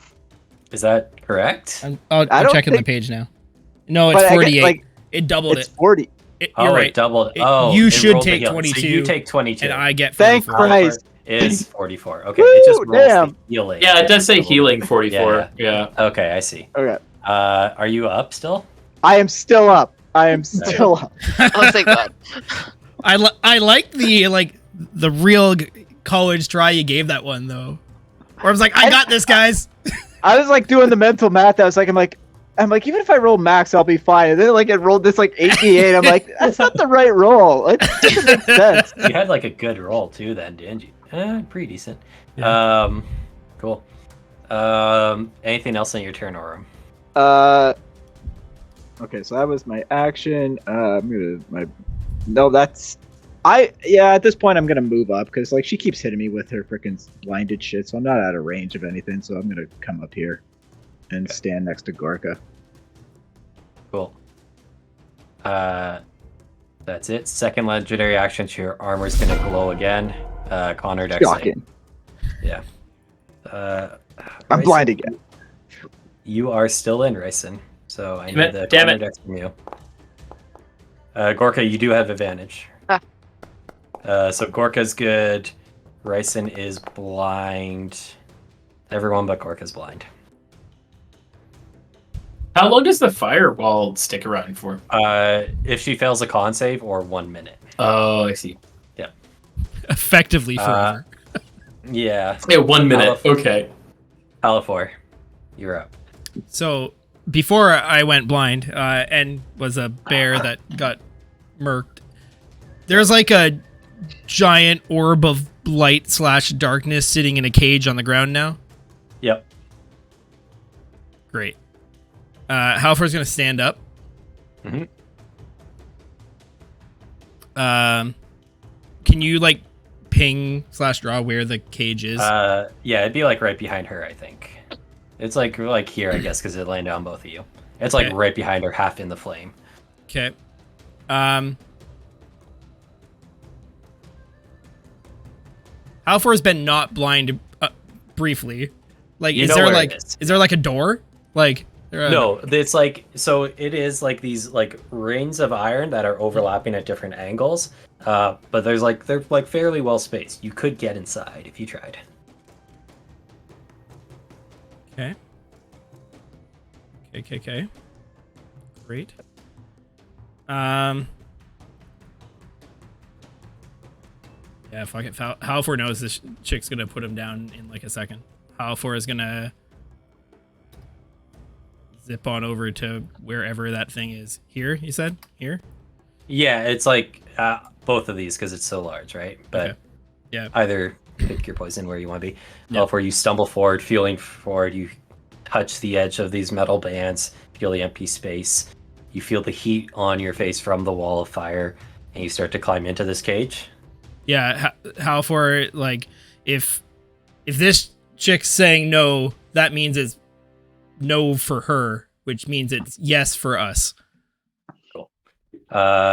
You get in this cage, you're stumbling forward. The heat is getting intense. The light from this I don't within the even chandelier see. is getting so bright, you are starting to see just like Ooh. illumination in your blinded space. And you're like reaching forward and you feel something solid touch your hands. I'm gonna need a wisdom contest, you versus Ilnaris. You have advantage because you're actually touching this thing. And she still is -2 from whatever she rolls here, so it's 10. Finally. We did it! I'm gonna whisper something to you, Remy. Uh-oh. I love whispers. They fill me with joy. Anyone else concerned about Halfor Yeah, filling up it's this very platform? pretty much. I think Halfor is the new Reba. keymaster.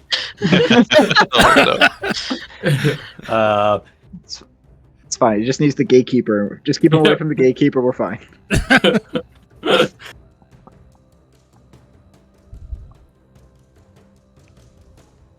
There it is.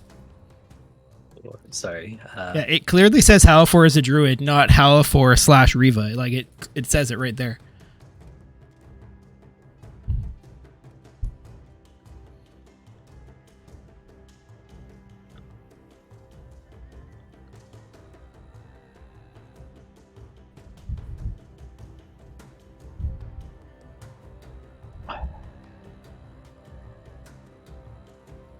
Oh yeah, we didn't update your multi-class. I'll fix that, Casey. Okay. Oh, I didn't So, even- oh, yeah, I guess it's- Halfor, you take hold of this thing in your hands. It feels like kind of roughly cylindrical, although like not necessarily a perfect cylinder. Like it's maybe bent a little bit. Mhm. And it's rough beneath your hands, like a textured surface. As soon as you touch it, you hear a scream of "No!" from behind you. You also, Gorka, the only one who can see, and Scout from outside, you watch as this space you're in, this temple, kind of fades to like grayscale, black and white, and then kind of dissolves into smoke and seems to fall away. And Halfor, what do we see instead? You find yourself in like this cluttered room. Looks a bit like a lab room at a university.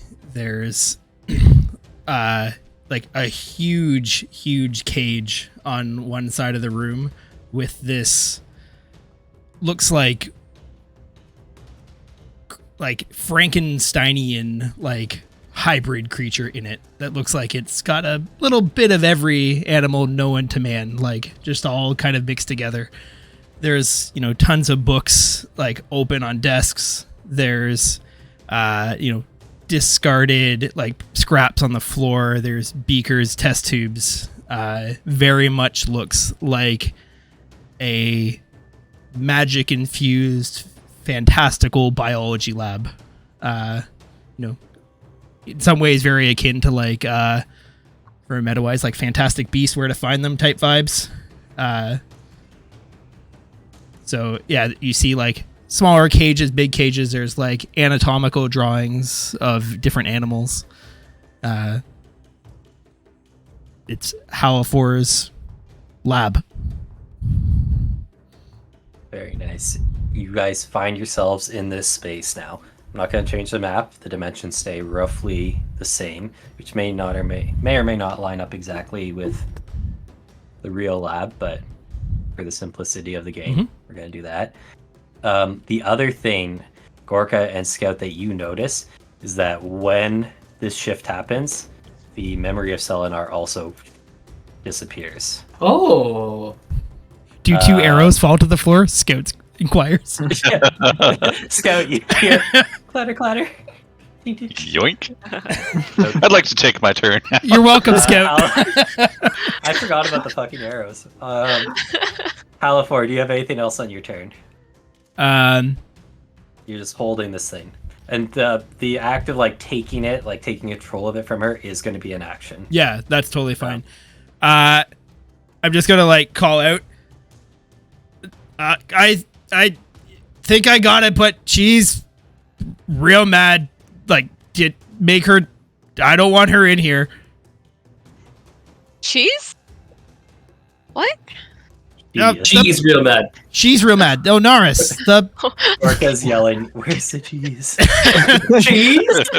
At a time like this? She's gone bad, guys. Are you staying right there, Halifor?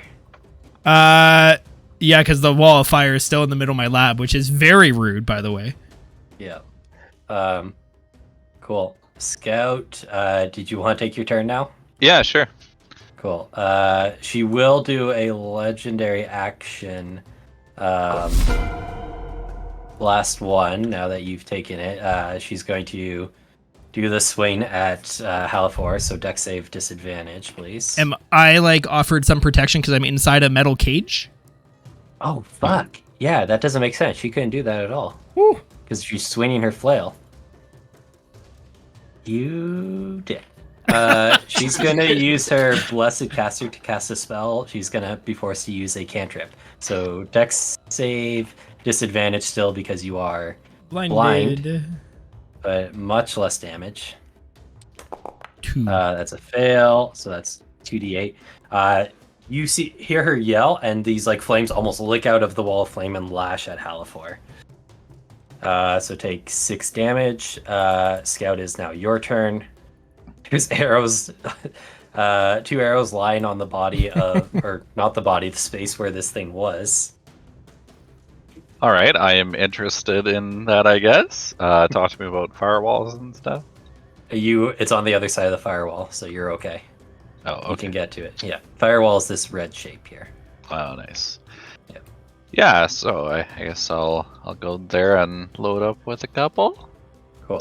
So I'm you're firing from here. You're firing through a wall of fire, and a like iron chandelier, which would matter if you didn't have the fucking sharpshooter feat and can just ignore like everything. But just for some context,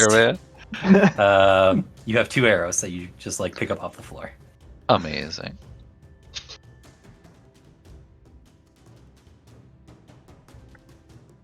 Make them I just count. want to make sure that they're at it.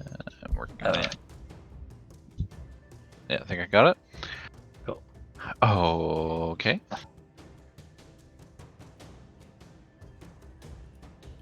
And Orum's down? Orum's not down, so that was a miscalculation. Oh, yeah, right. This- yeah, I'll that- come that back was- now. Just kidding.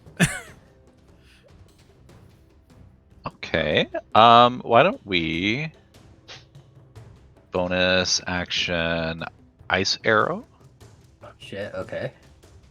and we'll try launching one of those. Through the fire.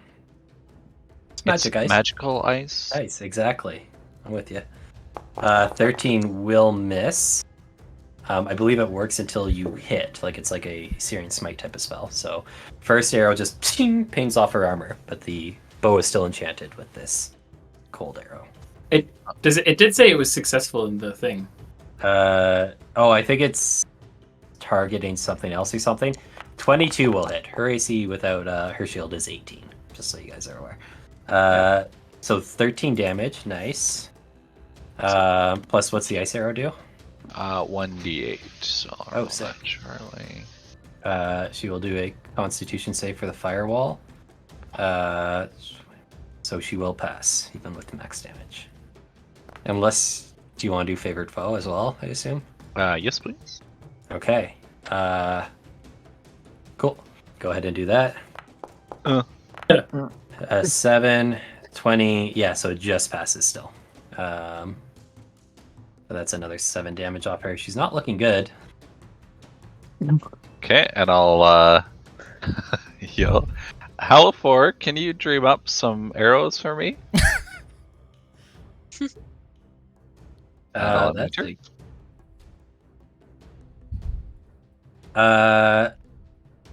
Brimmy, I just saw your question. That's really interesting. Make me a wisdom check, a spell casting ability check. I'm going to say DC 15 to will something into existence. Yep. All right. Undo nat Sorry. ones? Yeah? No. Sure. You want to? Oh, I do. You have it? Okay, go for it. Some of us aren't lucky, so we don't have our Yeah. halfling luck. We have to burn these. Heyo. 19. Okay. How do I manage that then? Arrows pour I'll in tell from you. the ceiling. How about we do this for the abstraction right now? Mhm. Roast, do this. You can pick. We'll use like one of your wild shapes, and you can pick one of them per round that it like manifests as. Cool. Octopus first. Okay. So you see forming kind of from some of more of this shadow and smoke. What's it look like? A little. Yeah, give us so a like teaser. What's- the cage that's on that side of the room, where like the giant Crassus was, just like shifts from the form that is this weird hybrid form, and you see this like octopus just kind of like slowly pull itself out of the cage, one tentacle at a time, like kind of reforming out of this like ethereal smoke, like inch by inch, as it like pulls itself out and like kind of raises up all its tentacles in a hello there to Ilnaris. Oh no. Do you want to give me an initiative roll for the octopus? I think if you double click, you should be able to open his sheet. Yep, I sure can. Cool.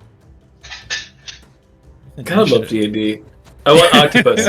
a moment later, there's an octopus on the map. Where's the initiative on these sheets? Oh, just the dex. Okay, yeah, just straight text. Okay. Oh no, sorry, it's to the left of strength, Oh, like yeah, between the AC gotcha. and these stats. Cool. Cool. Octopus is fairly early in the order. That's pretty good for you. Buoyant. I do, Cool. I do love a good octopus in the to be early in the order. I did just lose cool. initiative on my game. I don't know if anybody else did. Oh, it's gone. It just closed. You had to just reopen the tracker. Oh, I see. That's weird. Okay, so your Krasis starts pulling itself from its cage to come defend its master. It is Ilnaris' turn. Start of her turn. Gorka's the only one who can see right now, and Scout, I I can see. think. And the octopus. And the octopus. So you see Ilnaris like whirl around towards Halifor, and as she turns, Gorka, you see that these like cracks in her skin have deepened and are widening. And you can see this like pulsing yellow light beneath it, and she seems to be having more and more trouble holding her form together. At the start of her turn, she kind of winces in pain, and you see these cracks drive further, and even like almost like a chunk, like a bit of porcelain from a doll, just like fall off, and there's just like glowing light beneath. Halifor, can I get you to roll 2d8, please? Wow, good roll. She's gonna, because she's not in possession of the thing, she's gonna take some damage at the start of her turn. She really fucking wants that back. So she's gonna whirl around towards you, Halifor, and take a couple smacks. Is she coming into the cage? Yeah, she would. Cage fight. Hey, Bash. She like pushes her way into the cage, and like She's just like leaning and gaining as far as she can and just starts swinging this flail at you. You're blind? Are you blind still? You are, right? Flail in a cage. That's gonna be disadvantage. Yeah, you are blind. I think Yeah. Gorka was the only one who passed. Yeah. I'm still blind. Yeah, okay, so she's gonna take 3 attacks at advantage on you. So Great. 1. 23. Oof. Second attack. 27. Yeah, unconscious. She raises the flail up, swings it around, and brings it down into Halifor's body. And miss. Saves. Oh, she missed? She missed. You what? Don't choke on me now, girl. Come on. She's like trying to swing down on you as you fall. Wait, you missed at advantage? Yeah. Yeah. Wow. Oh man. Oh. That feels Double bad. sevens. That Yeah, feels it really bad. does. She's like trying to swing at you, but she's like cramped in the cage, and like the flail gets caught, and she has to like yank it free, and she just like screams in frustration as she's gonna send a sacred flame down on your body. Mark 1 failed death save. That feels a lot better than 2. Gorka, top of your turn. Your turn. Yeah, not much I can do for Halifor, so focus on the thing that's coming apart in front of me. Birthright coming up, reckless attack. Hits, big time. Cool. She is Then one more. 17 misses, clinks off her armor. She is heavily damaged, but not down. Anything Okay. else? Why was Gorka? that? Because it was an advantage because rage. Because reckless. No, because Reckless she used attack. reckless attack. It means Oh, attacks right. against her take advantage. Yeah, that's what I meant. But yeah. That's it, Gorka? Just That stay is in the it. cage. Gorka, yeah. Yeah, she Cool. moved forward 1 step, but that's it. I She wonder will- what that attack looks like in a cage. Legendary action, Blessed Warrior, Sacred Flame on Halifor. Mark another one. Done. Oof. Ryson, you're up. Oh shit. He's running up, positions himself between the octopus and Ilnaris, and takes a swing with sand. Go for it. 24 Oh, thank hits. God. And sneak attack. Yeah. Okay, shit. She's going to remember to use Warding Flare on your next attack. Oh, Damn it. So she'll do that. So you have one more attack. yeah, and it's obviously with disadvantage, right? Misses. She sends out another pulse of light, just like looking over her shoulder, sends out a little pulse of light into your eyes to distract you. We're throwing everything at her right now. And then Ryson is going to move back, but not as far as he was before. Okay. And it's my Okay. turn. She needs to make a save for being hit by... Oh yeah, for being hit by sand, which is DC 13. And the concentration for 25. firewall. Oh yeah, okay. 11, firewall is down. But she passes technically the- they would have been the other order, right? Yeah. Or no, they happen at the same time, so Same I'll do time. them in the order I said, yeah. Okay, so passes sand, firewall goes down. Cool. She's Cybersecurity got attack. legendary Imminent. resist left. She's gonna burn one to keep firewall up. Yep.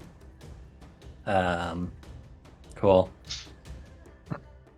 After Ryson's turn, she is super mad at Halifor. She's just going to look down at him again and pulse Oh, another shit. sacred flame into him. Did she Halifor, just you use have... Isn't that No. didn't she use a legendary action for the pass? No, she used a legendary resistance. That was Oh. the resistance. Halifor, you have moments of consciousness left as you kind of blink and you see this figure above you, like preparing this divine flame. If you have any last words, now's the time. Halifor just like looks up to Ilnaris and says, I don't know what this is, but you won't leave here today with it. He's like, no one will. And then sends a burst of fire into Halifor's body.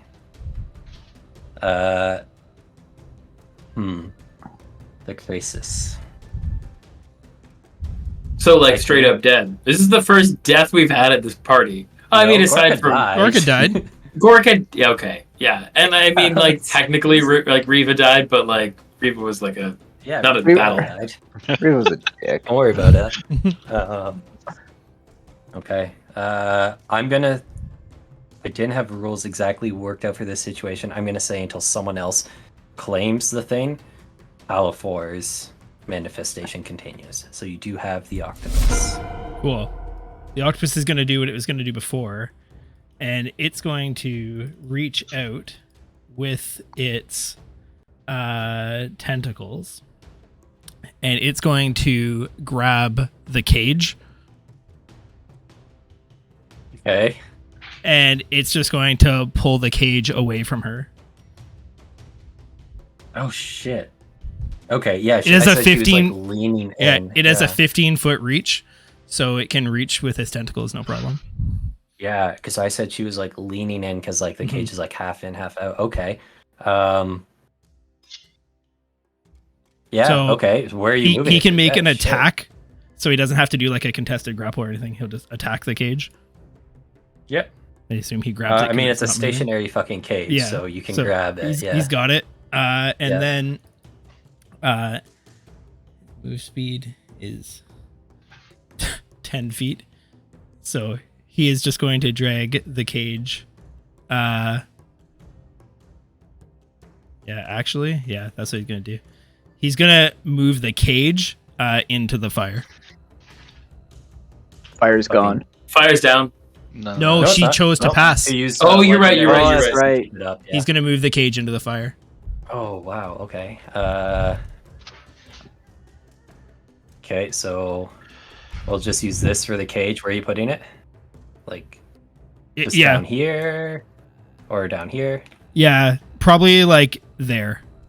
Okay, cool. You move the cage away for her, and she is enraged by this, and it's like fully whirling around towards the octopus. Anything Octopus. else? The crisis. Yeah. So then at the end of this turn, the octopus turns into a dire wolf. Nice. I'm gonna just polymorph the octopus then. Perfect. This is getting zany. I There have you a go. question about the mechanics of what's going on right now. Yeah, same. What the hell? We left mechanics behind a while ago. This Don't is worry about it. That's the answer. Because we're on a like, journey here. Yeah. if Halifor is dead, how is there a conscious decision to turn the octopus into a dire wolf? Halifor isn't doing this. The source. Oh. This is not a creature Halifor has necessarily summoned.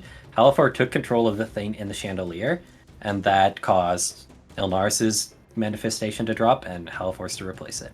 And no one has claimed it since Halifor had it. So Halifor is still the owner. I see. So it's like doing Halifor's bidding. It's like I guess. Halifor. The part of what's generating this space is the thing that's in the cage, and Halifor was the last one who like programmed it. Think of it like. So is this essentially the same type of character as the memory of Salazar Yes. was? Same idea. But for it to be a dire, I guess. Anyway, I guess the establishing of it being a dire wolf This wouldn't is- would be contextual based on the circumstances in which we're playing. Technically, Yeah. Yes, Spenny and it's said it also was gonna- contextual from Yeah. Halifor's background. And we don't have a stat block for Crassus set up, so it's Yeah, pick a wild shape Right. per turn that it'll turn into. yeah. Okay. The Crassus is like an amalgamation of a bunch of different creatures. So like my hack for how to handle that today is it changes what it is as it goes. Cool. Cool. End of the octopus's turn. She's gonna Sacred Flame the now dire wolf. So can you make a? Oh, I can just target him. I think. I just want to take a moment to appreciate the octopus minion giving its owner a Viking funeral. Yeah. I will avenge you, father. Just drags the cage into the fire. She screams and sends out this pulse of fire at the direwolf Krasis, which dodges back and avoids the damage. Orem, you are up. Alifor is down. She is looking on her last legs. All right, remind me, what's the DM's rule for claiming level spells? I let you do it once per game. All right, I don't care about anyone who spells or is a spellcaster here. I'm claiming a level 3 spell. Oh, for a interesting reason. choice. And I will cast Inflict Wounds. Where is Halifor's body? It is with the cage in the fire. Oh god. How committed are you as a cleric? You have a minute from when he died. I'll say. I So know maybe- I know I have a minute, so that's why I'm not Tons of time. I'm not too worried right now, but I'm not exactly like a spry It spring would be pretty chicken. funny to revivify him into fire. And just kill him. Also, in a cage and fire. It's not like Yeah. you can even like easily get out of it. Halfor Well, wakes Ash up and is thinks Ash. he's in hell. Why did the octopus do this? Let him It's dab kind on of him last smart because time. it keeps her from getting to it. And I like got She it. just Halfor's dropped the dead. wall and go into the cage. Oh yeah, she can do that. Yeah, but I mean, if she drops the wall, then Scout can come through. Yeah, that's true. It is like a good move because like Halfor ain't getting deader. Yeah, I'm dead. Unless like his body. He can get more If you leave him Ash if you leave him in long enough, there's not gonna be enough Halfor left to revive. So I was there's gonna some say- time limit. Yeah, He's gonna be a pretty charred corpse coming back to life if we. Fine. I spend most of my time as animals, anyways. I don't need to look pretty, guys. Or I'll worry about what that do you later. got? I am. I'd be mad impressed if you did do the inflict wounds. I'll just say it. it's on the. It's on. Look, it's in there. It's on the tip of my. If it was It's up on Freyr, my mind. no question. Inflict Oh, yeah, wounds don't- would already been said. I don't want to burn this, but I'm going to burn it anyways because I'm not exactly a spring chicken myself. So I'm going to chug my potion of greater healing.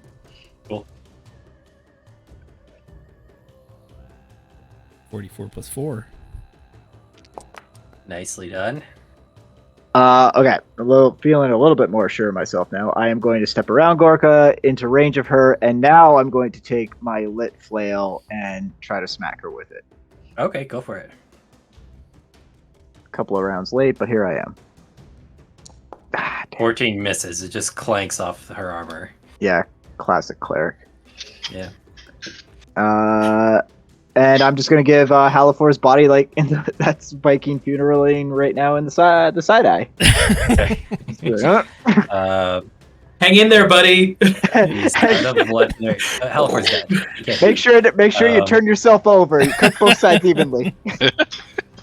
She is out of legendary actions. That's annoying because now this is a perfect time to sweep. Halifor's dead. This guy's gone. Scout, you're up. You see a cage appear through the fire, and vaguely you see this half-wolf monster moving it. All right. How much damage would it take to go through the firewall?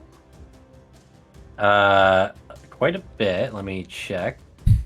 It's It's unpleasant. like 5d. Yeah, it hurts. I was dead and it was unpleasant. It's 5d8. That sounds like a lot. That is quite a bit. Average of like 20-ish. Ugh. Can I look around to see if there's any more arrows here? Smile. Give me a luck check to see if any clattered off her armor back towards you. It's going to be high. Just a straight D20. Yep, straight d12. Oh yeah. Okay. Come on, big spender. Aye. Scout finds a quiver. It was 18. You shot her a few times and missed. You find 2 more arrows lying on the ground just in front of the firewall. Little bit charred, but probably will fire once more. Oh yeah. Okay. You know what? Here's the trade-off I'm going to give you. They are next to the firewall, and this is the bad side of the firewall. So if you want them, you have to go next to the firewall and take some damage. So they wouldn't have clattered too far off of her. That's the trade. Sure, I'll take it.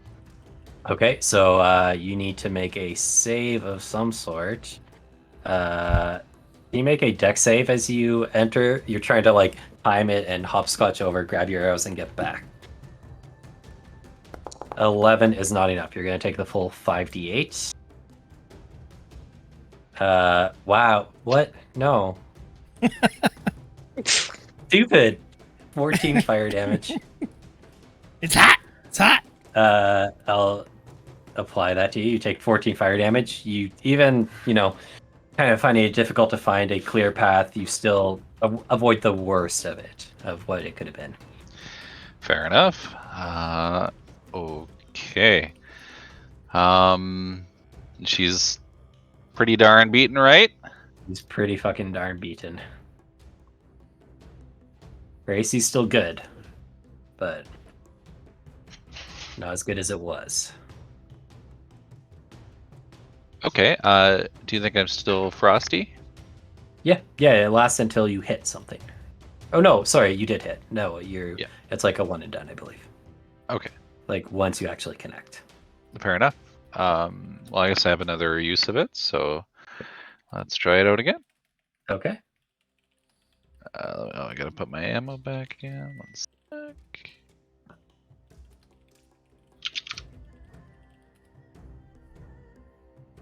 Please. 16 misses, just clangs off her armor and scatters off deeper. No, you know what? This was the half burnt one. It breaks. You watch it break.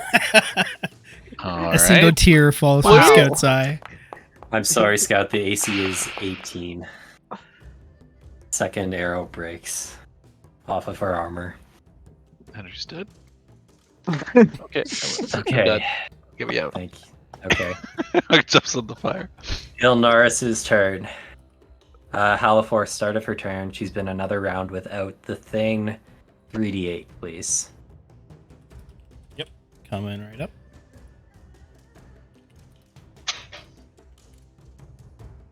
Okay. She is smart enough that she's gonna try and get rid of you all before she goes for the thing. She needs, she can't take these attacks. So she turns first to you, Gorka, and starts swinging this flail. You reckless detect? I believe? Did. Yeah. Yes. Nope. I have Protection? protection. Yeah. Okay. First straight. attack, straight roll. That's a 25 to hit for 20, 13 total damage, Gorka. 25 hits. Yep. She slams into you once.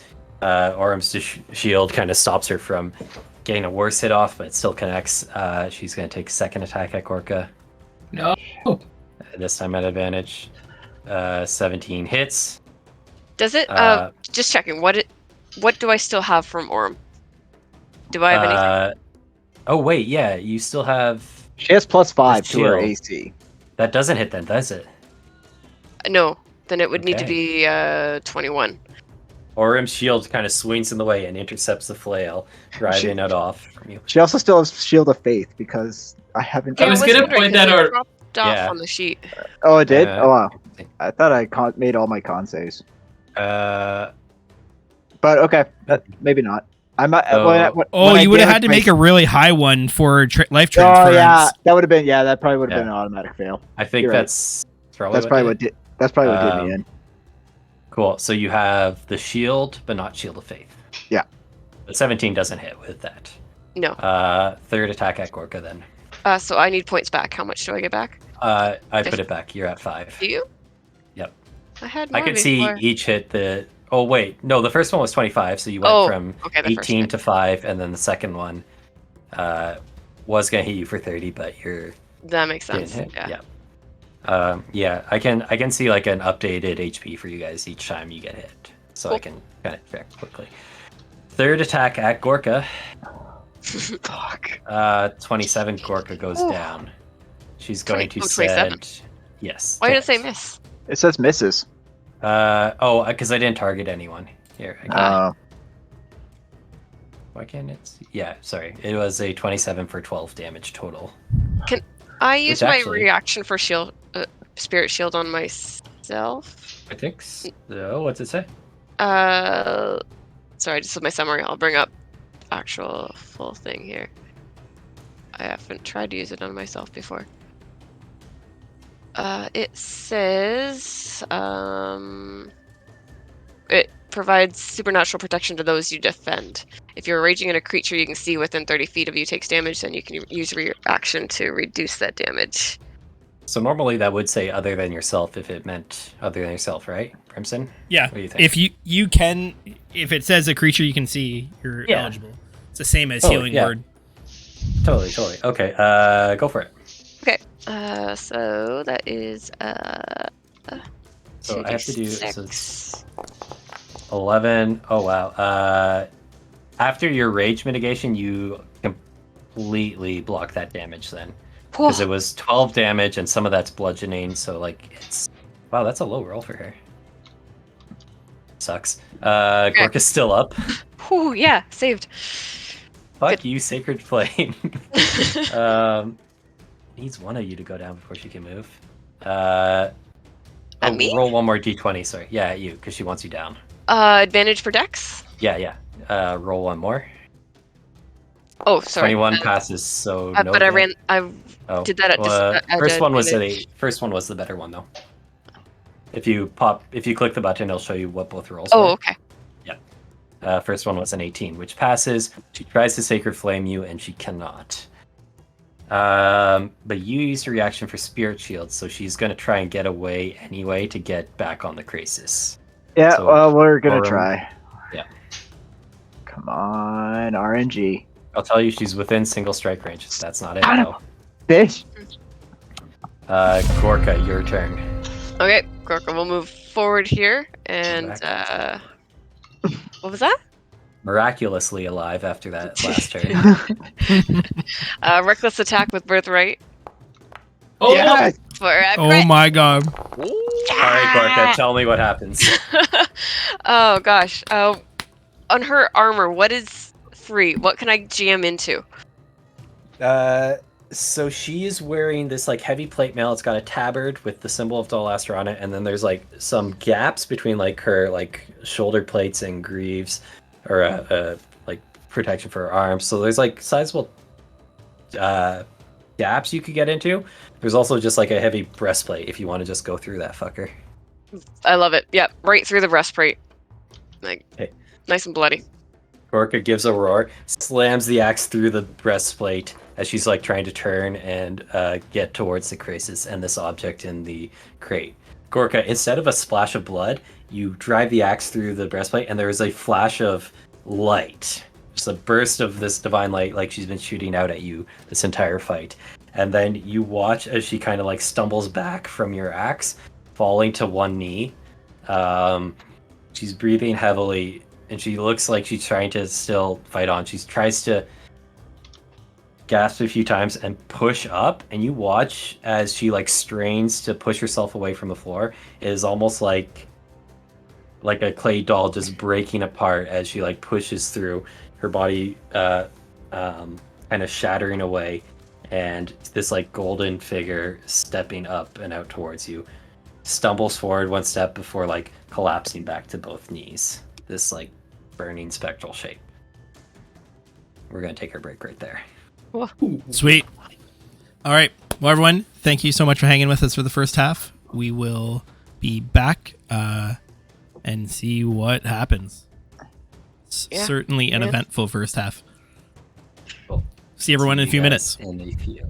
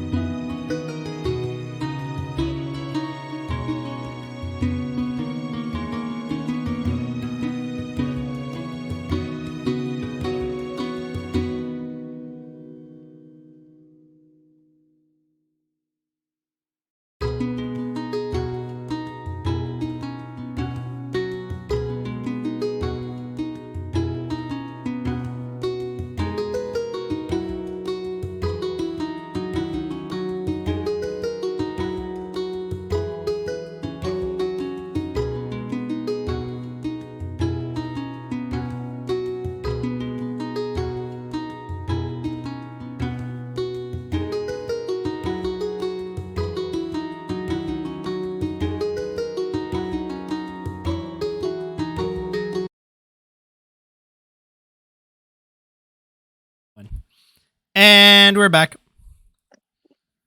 Cool. All right then. So Gorka, you plant this axe in this figure, and you watch as her body kind of crumples away. She tries to push up and keeps fighting you, and just kind of collapses to both knees, just like a 90% glowing spectral form. The wall of fire fades. The room is still the laboratory of Halifor, and she doesn't seem to be making any further moves towards the cage, towards the creature.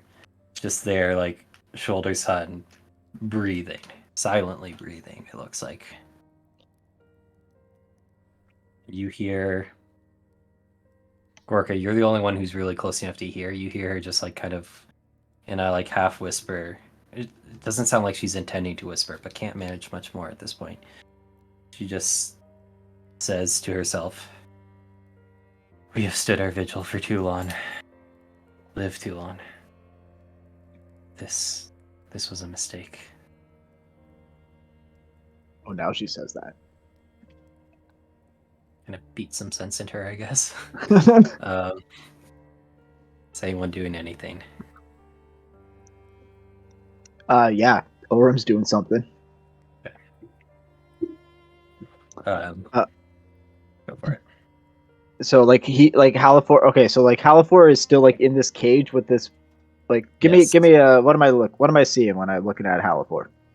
Halifor is in this cage. The golden light that was burning within the chamber is gone. And Okay. you see Halifor's body battered, bloodied, and his clothes half burned away. Just lying slumped against the curve of the cage. Both hands, there is this shape. Can I get a perception check? Sure thing. And I guess like anyone who's looking would be able to do this. 22 is really good though. 23. 19. Okay, all of you can see this. Halifor's holding this shape that's maybe 15 or so inches long. It's like pretty big. It looks like this kind of rough cylinder. Rough cylinder, 15 inches long. Got it. Go on. Fuck. I've seen this before. This is not the Beef Carmichael. Where's We're not doing Splurge? this. I didn't think about this. There's like, it is. I'm just gonna press through, and if you guys giggle, I'm gonna try and ignore it. But I understand. I love it. It's about 15 inches long. There is like this mist or like swirling darkness around it that you can kind of, peering closely, see the shape beneath.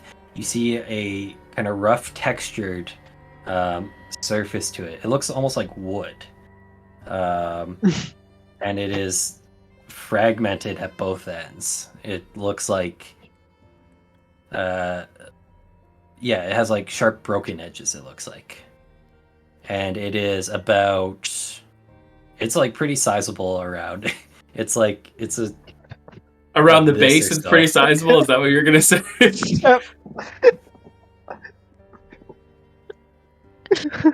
You know what? I will. No, I'm an adult, Spenny. Thank you for the description. I'm only holding I'm it not. together because I'm running this. Otherwise, I'd be belligerent right now. Is it like oscillating or vibrating at all, having gone No. through a recent?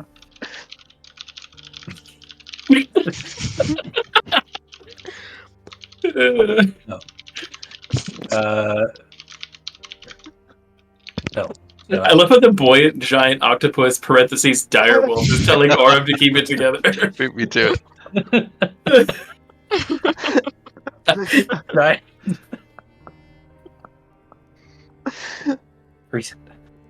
This is what you see. Just to readjust the tone, you see this on Halifor's corpse, his charred corpse. Got it.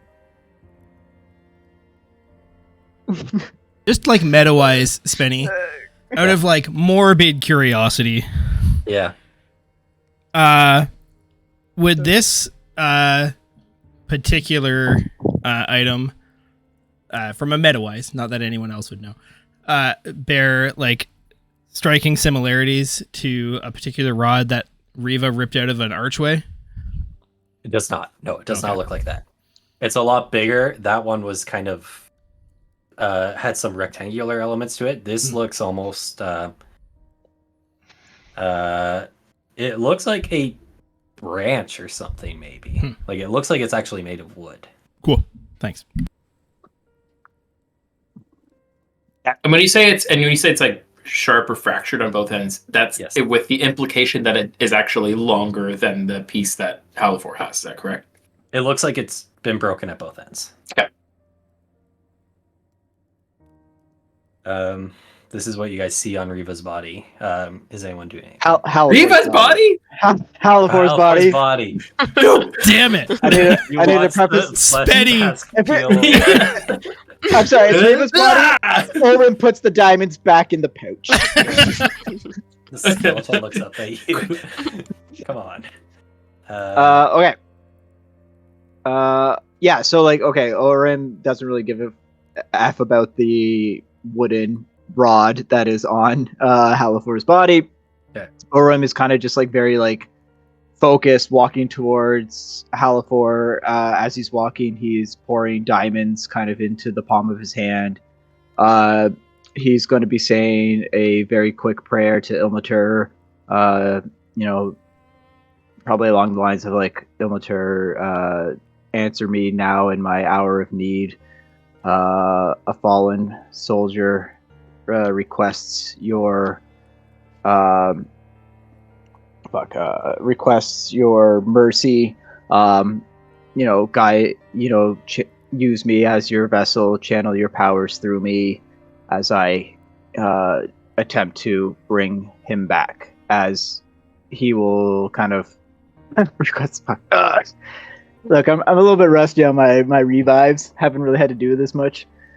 And I I will get up to Halifor and I will push this dire wolf out of my way and be like, "Get out of my way!" Cool. Important cleric work The ahead. giant Crassus is offended, but we'll back up. Okay. First, And I will like kneel down and like just like squeeze the diamonds in the palm of my hand, and I will lay my other hand on Halifor's shoulder and cast Revivify. Okay. First of all, take a point of inspiration for the scene setting. That was really nice. I like that a lot. All right. So, reminder, because it's been a little bit, we're using Matt Mercer's Resurrection rules, which means in this case it's a rapid Revivify check. No one else participates. It's just Orem's attempt to quickly call back Halifor's spirit before it's traveling elsewhere. So, how we're going to do this? Got my notes, which I've clearly taken lots this session. That's why we I'm have just Shannon. gonna- right? I've got 4 d20s here. I've got a metal one, got a colorful metal one, got the red one, I've got the purple one. Brimson, which do you like? The metal one. Metal one? So there's a gray metal one here? Yep. Okay. What we're going to do, I'm going to roll directly onto this page. Actually, you know what? I'm going to roll into my dice so it doesn't go everywhere. That's right. And then I'm just going to lift my hands up. We're going to narrate, and then I will show you the roll, so there's no doubt that is 100% above board. This is just up to the dice at this point. DC is 10, and there's no modifier. It's just the roll. Brimson, why don't you just tell me when to stop and roll? Go for it. Okay. Orem, you step up to the cage and you are pulling out these diamonds. You're carrying them towards Halifor's body. You begin channeling the spell, speaking the words. And as you arrive, the diamonds begin to glow within your hands with the divine energy. You kind of pour them down onto Halifor's chest and press your hand against it and begin continue the ritual. You watch the glow intensifies and kind of spreads in a wave over Halifor's body. the magic almost kind of like animates it briefly, kind of like makes the muscles tense, the back arch, the body lift for a moment, and you all wait and watch.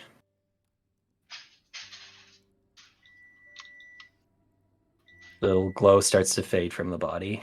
The back stops arching, lies back against the cage. And time passes and Halford does not move. The spell does not seem to take. It was a 4. I don't know if that's showing properly. Yep, we see it. Yeah. Which I means totally forgot that was something that needed to be passed. yes. Which means Halfor is still resurrectable, but you have to use something other than a Revivify, something with a longer casting time. And there's rules in that for letting the other players participate in the ritual to lower the DC of it, or potentially increase it if you do a bad job. But for now, Revivify does not take.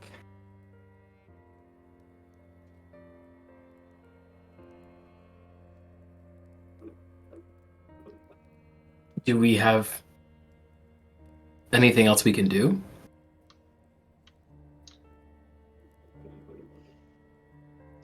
Orem kind of will stand up, but not take his eyes off of Halifor's body, and just...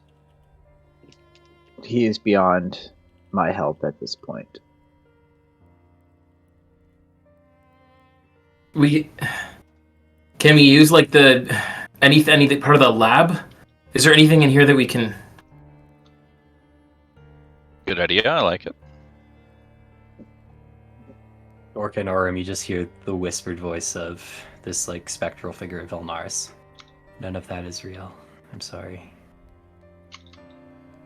You seem like a different kind of being. Can you help? I can't anymore. I'm barely still here. I won't remain much longer. Orem will, like, hearing that will, like, like, is she, like, can I grab her? Like, is she physically there? You can grab at her. It's like grabbing at like ooze, sort of. There's like a bit of resistance, but she's not fully there. Gorkra will also get in on this. Grappling the ooze. Yeah, like, Orem would, like, grab her, like, kind of right at the top of the, like, one-handed at the top of the breastplate, and kind of, like, pick her up to his height. Gorkra will go for the bear hug from the back. Okay. You grab her. Not resisting anymore at this point. Her body's kind of like limp, and like that sensation of like your arms and hands kind of sink in a little bit. Like she's not fully here. Is apparent. Okay. Orem is like... Orem will just kind of like aggressively kind of use and just be... Let me think.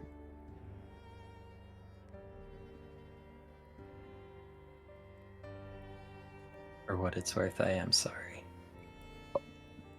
Orem like gives her a backhand while he's thinking here. I will spare you if you help him, but know this: your judgment lies with Dol Astra.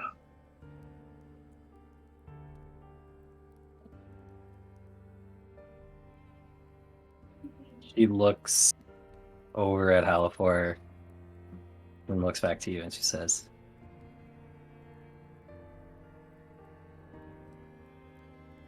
I promise you right now, if I had anything that I could do, I would. Because my time standing vigil is over.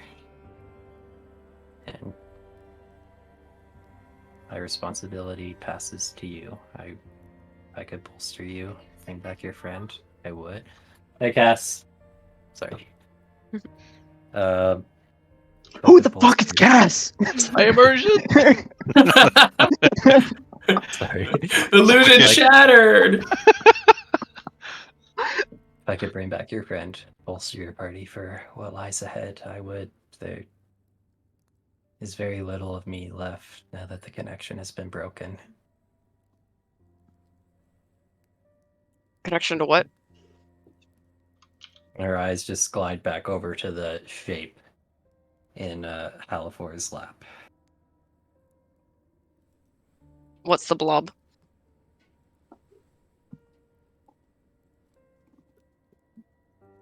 An artifact of the most heinous creature to ever walk this world.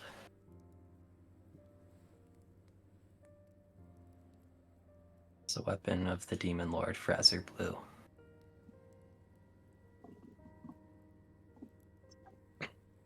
Is it part of the weapon? Sorry? Is it part of the weapon? It is a piece. Fragment. Where's the rest of it? We were all responsible for one piece. My friends and I.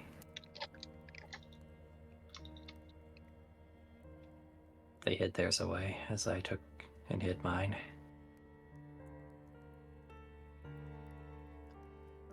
But Zakaria and Blackstick are gone. I can't feel them anymore. Which means someone else, if not you, is after them. After these. That can't be allowed to happen. Ryson starts pulling anything out of his bag, just to see if there's anything that he can do to help. Like, I think Ryson's feeling like, especially as a non-casting individual, he feels essentially useless in these scenarios. So he pulls out this small black candle and said, "We found this somewhere in a temple somewhere. I don't know. I don't know what it does. I don't know what it's for." He pulls out another unknown red potion that we found somewhere in a cave, and I should have logged what it was, but I think I literally was like, let me see if I have my notes for it. But again, like, he's just essentially grasping at straws. Obviously, none of these things are probably going to work. But Orim at this point would just let go of Ilnaris because she's clearly too far gone to be of service to him at this point. And then he'll just go over to Ryson, who's kind of panicking through his bag, and just kind of drop to his knee, hand on Ryson's shoulder, and just he'll just grab his other hand, who's that's rifling through his bag, and just kind of lock eyes, give him the the head shake, there's nothing here. It's beyond us.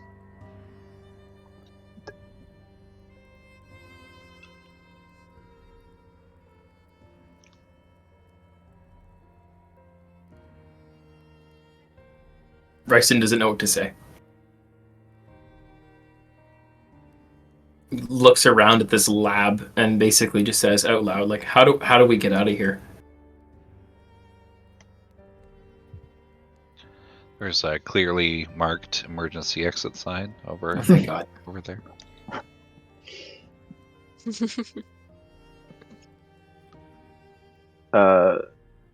Orem at this point would kind of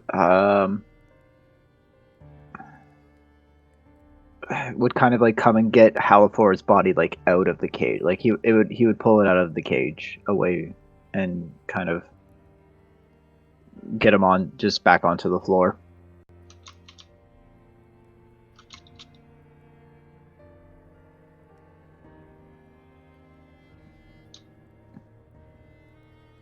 Ryson looks at the, I guess this spectrum that, I don't know who Ilnaris is, and looks at them and says, so are you still in Ilnaris, or?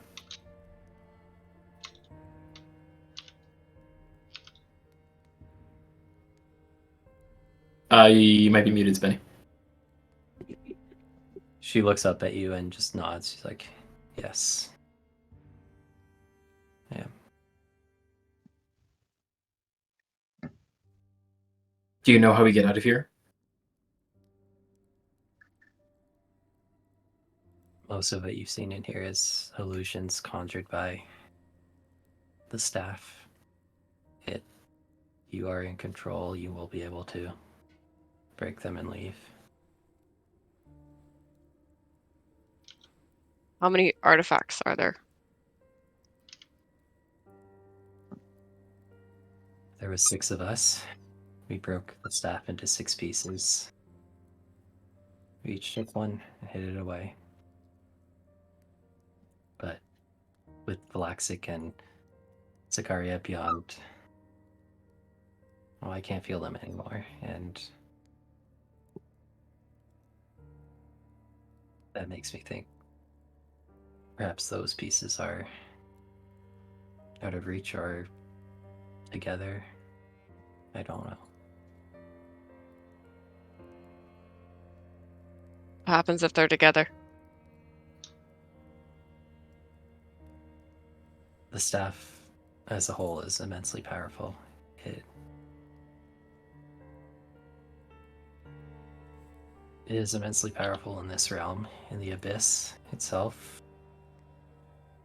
it can reshape reality to virtually anything the bearer desires. Is this the Abyss? No. Oh. This is a memory.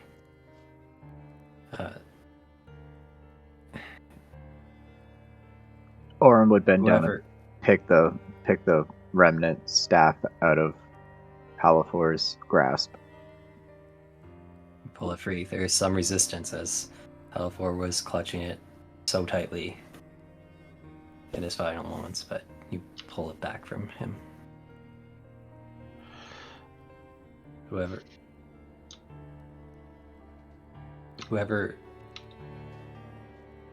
holds the staff, should they choose to, could come to dominate the Abyss, and a united Abyss would be cataclysmic. No one could stand against that. We couldn't find a way to destroy it. We did what we thought was best.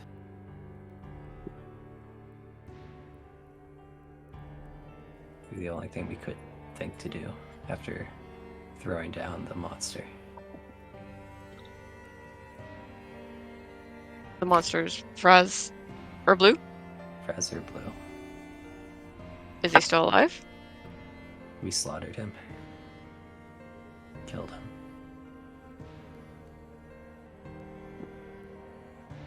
Is there somebody who wants to take his place? Any number of demons, princes of the apocalypse. I'm assuming that's all the bodies that we saw down here earlier. No. They were the ones who helped me build this place. So you built this whole place just to protect this piece of that weapon. We did.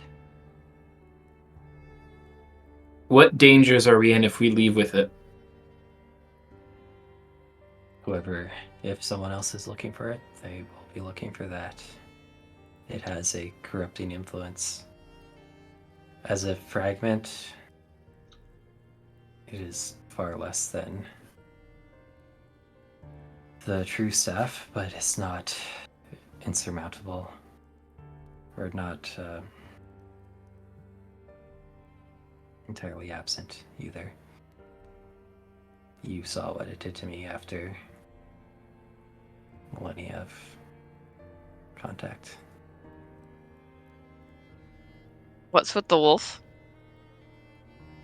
I don't know. It must mean something to your friend. He took the staff from me.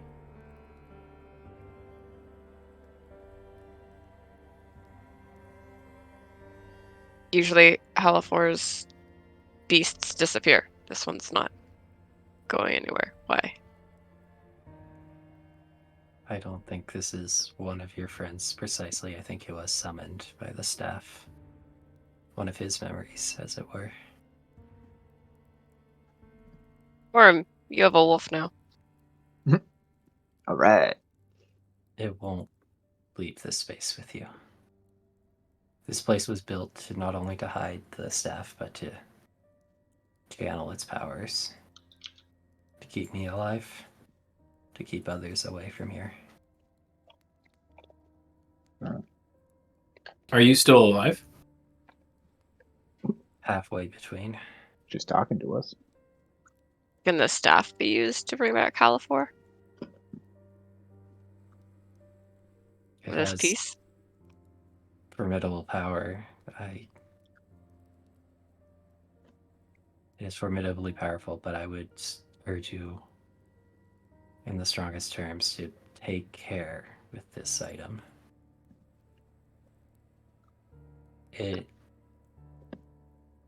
is a remnant, a piece of a being whose malevolence is inhuman, beyond what we could understand.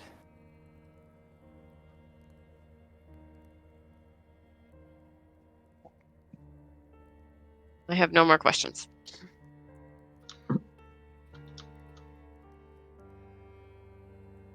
At least Halifor had his last few moments in a place that was so familiar to him. True. He's not gone yet. I thought What he's dead. what do you have? What are you planning, Orem? Like, talk to us. We'll take him with us. We just need to get him back to the mainland. We just got to get him to a temple, to a cleric who's more powerful than I. How much time do we have? Frankly, we got actually at this point we actually have up to like 200 years if we find the right cleric. That's an expensive one. I said the right cleric, Okay. and I have 5 gold ingots. I don't know Fuck, you do. Grayson's willing to give up more money. I will for this. I have 5 gold ingots. We can revive this guy. We have the technology. We just gotta find the right guy. Hell, we could just drag this corpse around while I level up, and by the time I get to that level, it's still within 200 years. Cue the training montage of Orem, like, learning well, like, Halifor's dead body has books propped up for him. Really intently reading scripture, 80s power rock overlaid montage. Brimson, you can take the next couple of months off. We got a lot of leveling up to do. Got some grinding to do. Can confirm that's the way to do it. Well, for context, a perhaps more accessible spell, Raise Dead, gives you 10 days. And if you have Gentle Repose, you can extend that. So that's different from Animate Dead? I need. That's a Raise lot Dead, different from Raise Dead. Dead, Mithra. You're not playing today.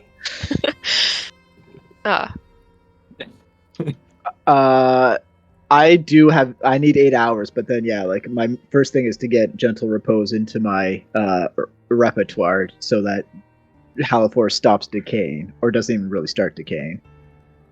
But yeah, like Orem is just like we just need to get him back. We just got to get back to the mainland, and like Orem's hellbent. Like he's not gonna. I'm not losing one. Gorka will toss Halifor over her shoulder and expect to carry him for the next like 200 years or so. Commitment. Bless your little heart, Gorka.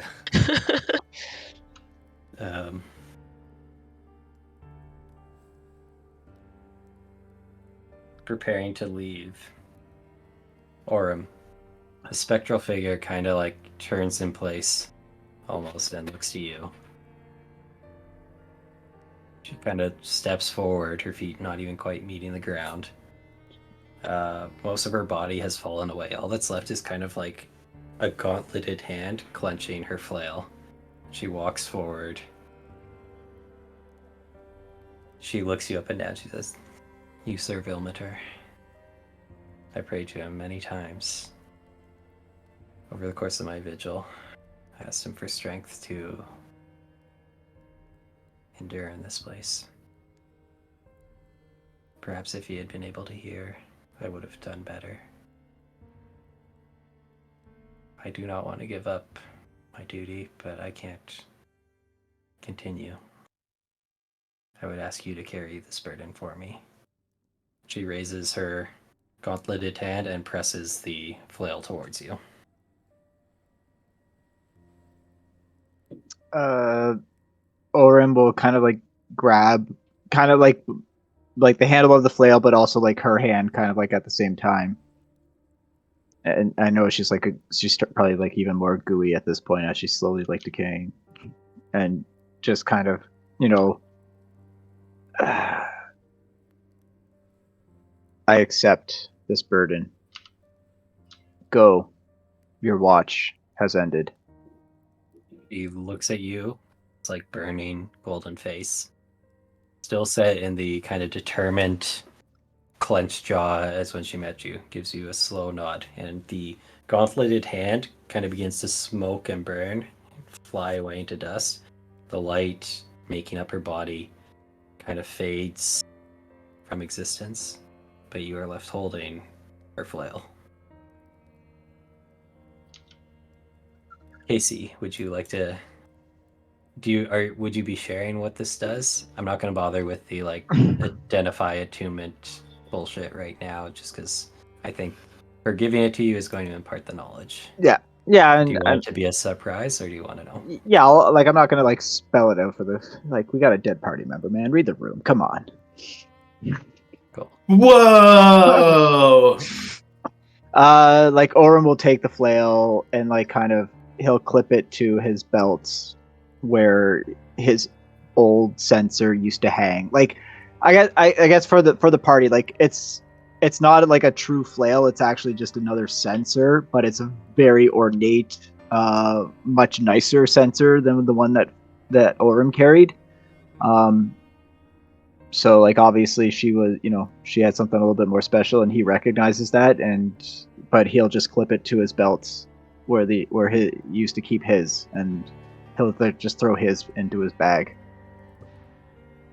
That's good. Casey, so this is the devotee sensor. It is a kind of legendary artifact of a, you know, fabled hero. So in addition to being a +2 version of the sensor, has a couple other features. First, you gain the ability to use the warding flare feature that she was using. Nice. So as a reaction, you can force disadvantage on attack roll a number of times equal to your wisdom modifier. That's like your protection thing, but extended out to 30 feet. Yep. Additionally, while you're attuned to and wielding this weapon, you gain 1 legendary resistance per day. Nice. And that's just Read in the room, addition. And that's in addition to the standard. The devotee sensor stuff, yeah. Ah, right. Man, what a Yeah, What that a- thing's Did she happen to have a bow kicking around too? no, what a pickup. She just had it strapped to her back, but One she of never her actually took it out. arrows. Yes. Yeah. You and pulls one of her arrows out of her body's like, for you, dickhead. No. It could be like, you know, like not poison, but like has part of her energy, you know. Mhm. But anyway, I digress. Although I do need some arrows before we leave here. Okay. We need a lot of things right now. The shopping list is growing. Yep. Okay. I mean, yeah, like or almost said Freyr. Orim clips flail to waistband. Gorka's got Halifor, and yeah, like Orim will just kind of say, "I know we're all tired, but we need to make haste and get back to the boat and get underway to the mainland as soon as possible." Ryson just kind of pipes up and says, "So that," and he points at the broken piece of staff. He said, "That thing is causing this illusion." Oh yeah, I guess I should probably rectify. Yeah, I guess like Orim is kind of like still holding the staff, and I don't know, tries to Harry Potter, like just like wave the staff and see if like he can just be like, Are you holding it? Did you pick it up? Yeah, I took it out of Oh, okay. Halifor's hand. So, okay, because Halifor is no longer able to contest the roll, as you take it and reclaim it from him and focus on Harry Pottering it, as you put it, the lab around you fades, kind of morphing back into stone and smoke momentarily before shifting again. Casey, can you go ahead and describe for me just some place from Orum's history, someplace from Orum's backstory, like someplace Orum remembers, Good or bad, or just like anything. wherever you want. Oh, fuck.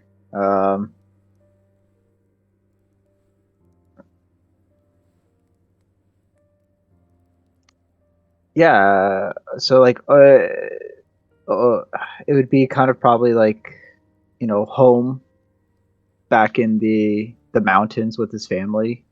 Probably, like, are there like, do I get to like full like illusion with like people, or is it just like a space?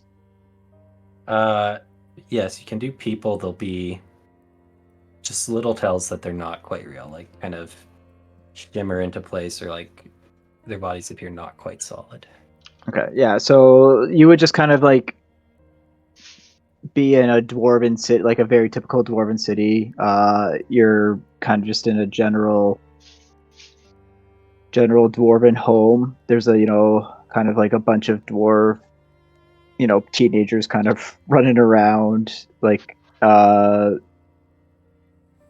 mom and dad kind of like dad's at the dining room table, mom's kind of just milling about, tending to the kids and stuff.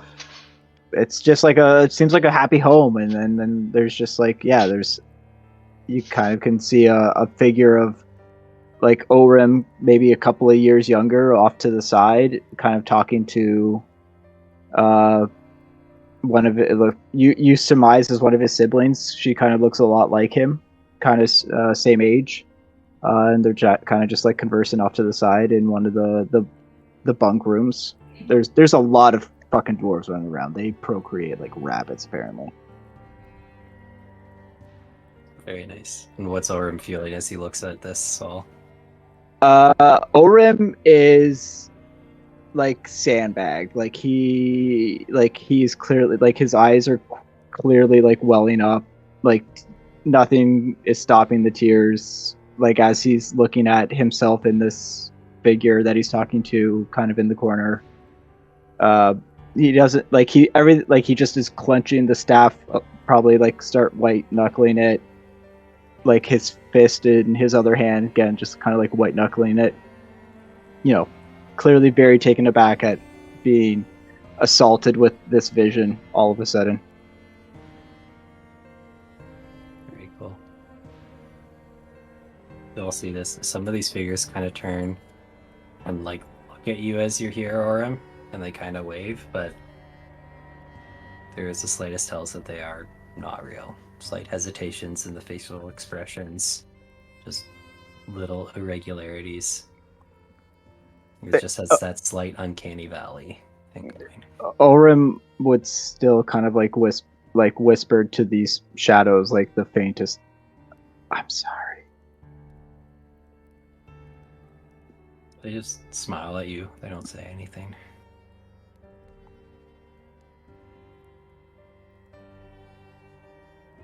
But if your intent is to leave, you look forward and you can see the mist part, and that kind of stony ladder that you all descended down appears in the, like, some 30-40 feet away from you. So all the dwarves kind of look on. Ryson wastes absolutely no time and starts climbing the ladder. Push past Orem. Seriously. Yep. Sure. Right, so you start making your way back up out the hole, back to the courtyard of the town. Does it feel any different? That no roll necessary. That sensation of being of unease and being pushed away is gone. Okay.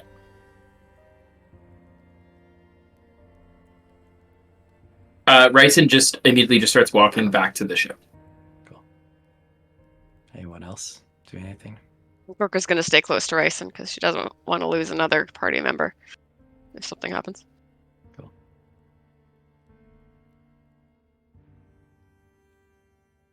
Scout, Orem.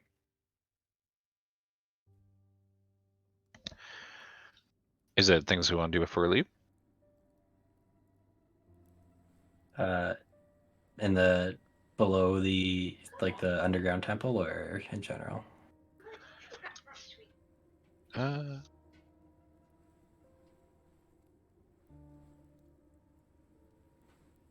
Yeah, like, is there any risk of further combat? Should I worry about arrows and stuff? You're not spotting any hostiles. Certainly not underneath the ground here. And the town, as you explored it, seemed quite empty. Like your group's been pretty up in it for a while. You get the sense that you're likely safe, probably largely due to this repelling effect of the staff and the magic Ilnaris was channeling. Okay, is there anything else worth interest of checking out before we leave? Can I look around? You can. There is there's the airship you guys found crashed. You've done a fair bit of looting of the place, but if Scott was looking for arrows, you could roll a check to see if you can find some of those amongst the ruins. Sure. Cool. Give me a perception check for that. And this will be something.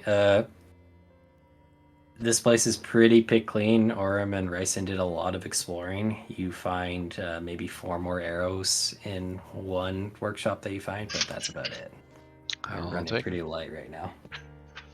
And that'll kind of happen over the next while as you guys are departing. All right. Cool. Orem, are you leaving the temple underground area, or?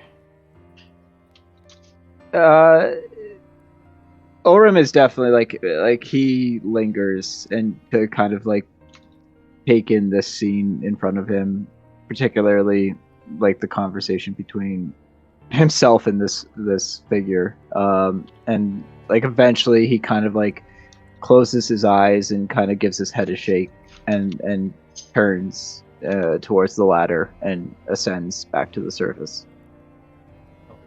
As you make the choice to leave, as you depart the area, Orem maybe doesn't see this, but the scene behind him is kind of disappearing into smoke and dust as he takes each step, just kind of following behind him.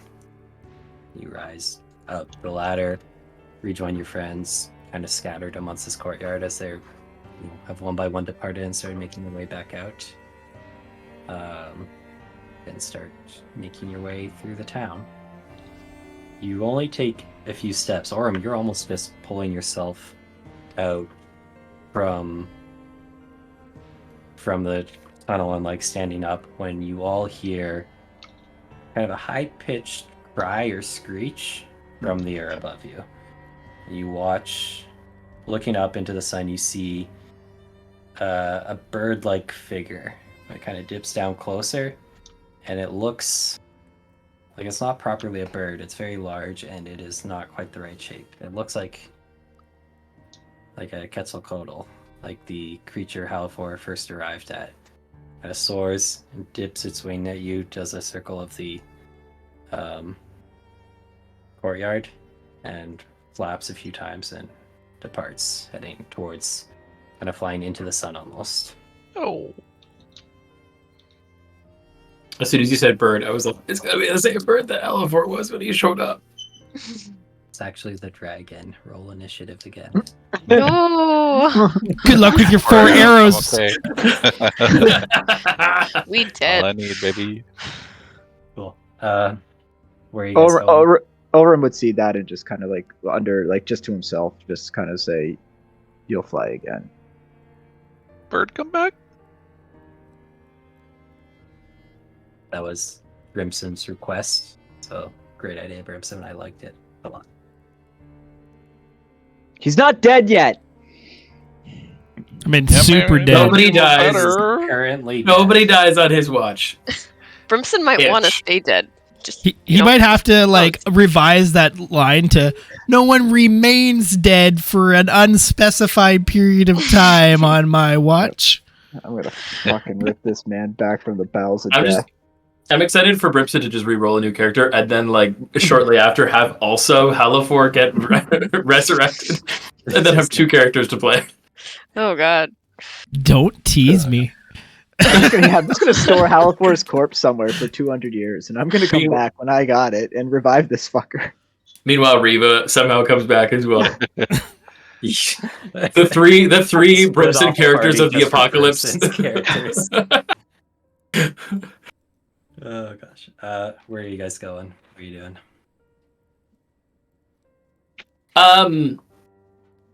So Ryson's back at the ship, and I'm assuming, because we needed something that's a bit more powerful than the previous energy source that we had, we were going to use the Sparky technique.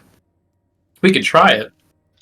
Although I think I know what we're needing to do. So we can need to rest up a No, bit. Halafor told you that he thought it needed a jump start of sorts. Like the crystal's not useless, it's just like low battery kind of thing. Yeah. So we were potentially, I guess we should probably take a rest of some kind, maybe on a little ship. You guys don't want to just start flying with single digit HP? Bring on the danger. I've Read got. the room, Benny. I have nothing left. Yeah, long rest sounds pretty good. You guys gathering up at the ship then? Yeah. Okay.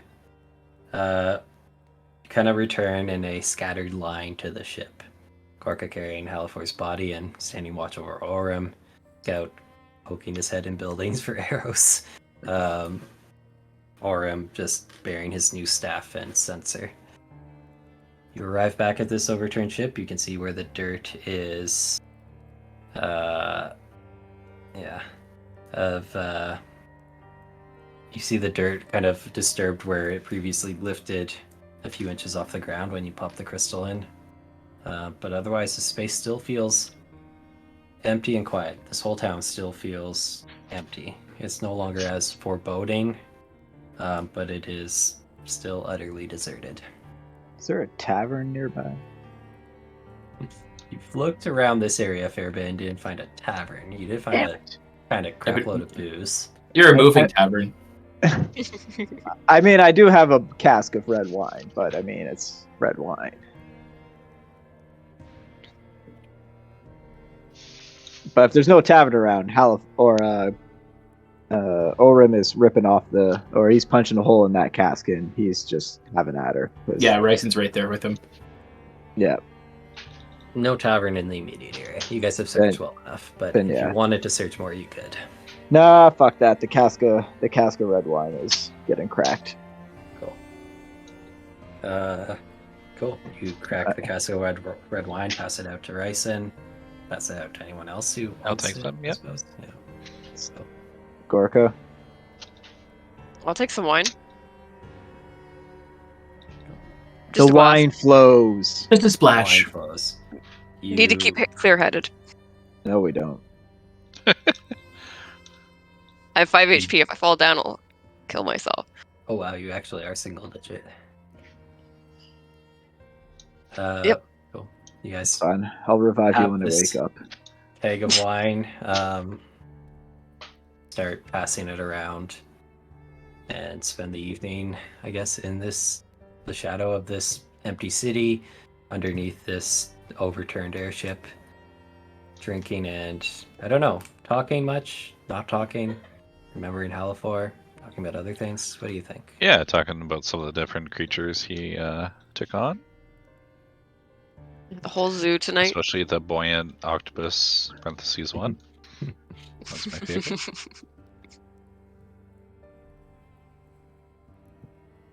That evening passes with the party together, victorious but down a member. Not gonna roll for checks like watches tonight. You all can just push the long rest button because this place is deserted.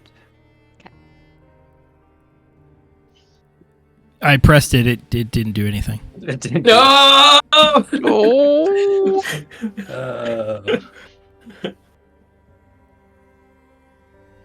It's weird. I already said I was in some sort of long rest. One could say I was in the Longest longest rest. embrace. Yeah, longest embrace. Halifor is floating in a void, and then he sees Reva. It's like, Hey, buddy. Who the fuck's that guy? Can we get a music change on this situation with a new dawn of the next day? fine. It's a really good track, but boy, it's so sad. We will play I Middle appreciate that you Earth moored me for 3 hours. on- Yeah. I'm not going to sit there with some lamenting minor, like, beautiful, like, 10-minute track just over and over again. Frank wants an upbeat jig. Yes. Something jaunty to start the new day after a friend dies. All right, we have I'm moved gonna on listen already. to have we? Arms on the Angel. Yeah, apparently. Okay. I'm just kidding. No, we don't need jaunty. Bryson Ah. stretches as he gets out of his bedroll. Nice tin whistle. Perfect. Nothing like a good night's sleep really put things in perspective. Oh okay, shit, we well, brought the body with us. Somebody get rid of that. Let's just toss it in one of these houses. Don't see it says Orem. anymore. Orem's like, ew, why did we bring this? One by one, you guys away. Did you guys just make camp in the or under the airship or what? Did Yeah. Yeah, all you these said, you houses? said there was no threat, so Orin was just like he was just gonna lean against that ship and let the wine do its thing. Cool. Do that. You all spend the night beneath this airship, and one by one come to in the morning. Perhaps reflective of how much you drink. Gorka probably early, as she said she was keeping a clear head, or nursing a hangover. Oh yeah, Um, he's got the red wine headache. But you guys are rested and in this city. What would you like to do? It's the bear. Yeah, that's the bear I was testing Gorka's features on. I want to get the hell out of this city. That's for sure. We were sent here by what's her face? Katya? After Kat- Caddy. Katra. No, that was Panic. Caddy. To get something? Did we get it? Is the staff it? I think she just told us to go and investigate it. We investigated. We came. We conquered. We lost. We know that there's other pieces. I'm sure she'll be very interested to see what this artifact is. And I'm But sure we're she's obviously probably keeping it. Yes. we're gonna show her, but we're gonna keep it, and then Yeah. and then we're There's gonna something important in this place that needs to be found. I think Where we the found words- it. yeah. I think we very much found it, Gorka. If there's something more important than this staff, I'm out. Let's This was the thing. go. This I'm was just the thing. wondering why Catherine wants the staff. Did she want it or just asked us to investigate? I don't think she knew the As per staff was rights. here. I think she just knew, based on the journals, that this place existed and was worth checking out. She said there was something that needed to be found. Are you sus of Cat? I mean, we can kill Catherine. Are you sus of Catherine? I'm Say the just words. Saying. Catherine's the big. Freyr big- comes out at the drop of a hat now. It's very hard to keep him boxed in. He's just in there, right? Okay. Gorka, why don't you hold on to the weapon when we go back to meet Cathra? Is that Are you sure? Really, it's 'Cause just like, no, it's in my bag, and you weren't touching my staff. it's corrupting. Is it? Are you okay? Yeah, should we share it around? yeah, right? I'm getting such Rings of Power vibe from this whole situation. You're No, the like- halfling. You're Frodo. Yeah. Orem doesn't like. Okay, first, like Orem doesn't have a like. If the party wants to share the staff, but Orem, I mean, he loves his party, but Gork, I mean, and I don't mean to say this as a slight to anybody, but Gorka's IQ not the highest. Rogue sticky fingers over here. Not Yo. really going to trust him with the powerful thing. He's got nothing for me. Give it to me. Yeah, what do you have against Yes. Scout? Yeah. Well, I was gonna say, like, if Scout and I want to have like a conversation about who carries the staff, that's gonna be Rude. between Scout and I. Yeah. All right. I can dig it. But I don't want to. I mean, again, I love just Gorka. want to know I love what the plan is. I love Ryson, but I mean, yeah, like I said, not maybe the best people to, give the most powerful or one of the most powerful items we have in the party to. I think we would know each other by now at this point, or obviously the only thing I care about is money. Yeah. And I'm not about to sell this item. When have I ever done something like that? True. You don't know what this thing could be worth some coin. Also, Yeah, I also understand the fountain. dangerousness that it can be Honorable used against. What if These they are- offered you 5 ingots for it? I won't take it. 5 ingots? Yes. That's 6,000 gold. I mean, there's 5 other pieces, so like they'd also have to get all 5 pieces for this to And really. they're cost each damage. worth 5 ingots. That's All right, you convinced me. I can hold on to it.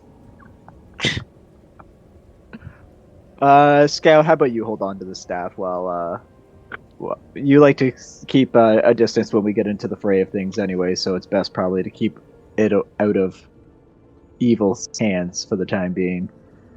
sure, Fray we can everything? share it around, but I'll hold on to it for now. Perfect. So we trust Cathra. What reason What? do we not have to trust Cathra? Yeah, Just making sure. All right, I will trust her then. this is Gorka's low IQ coming up. Hey, Gorka, maybe Just immediately.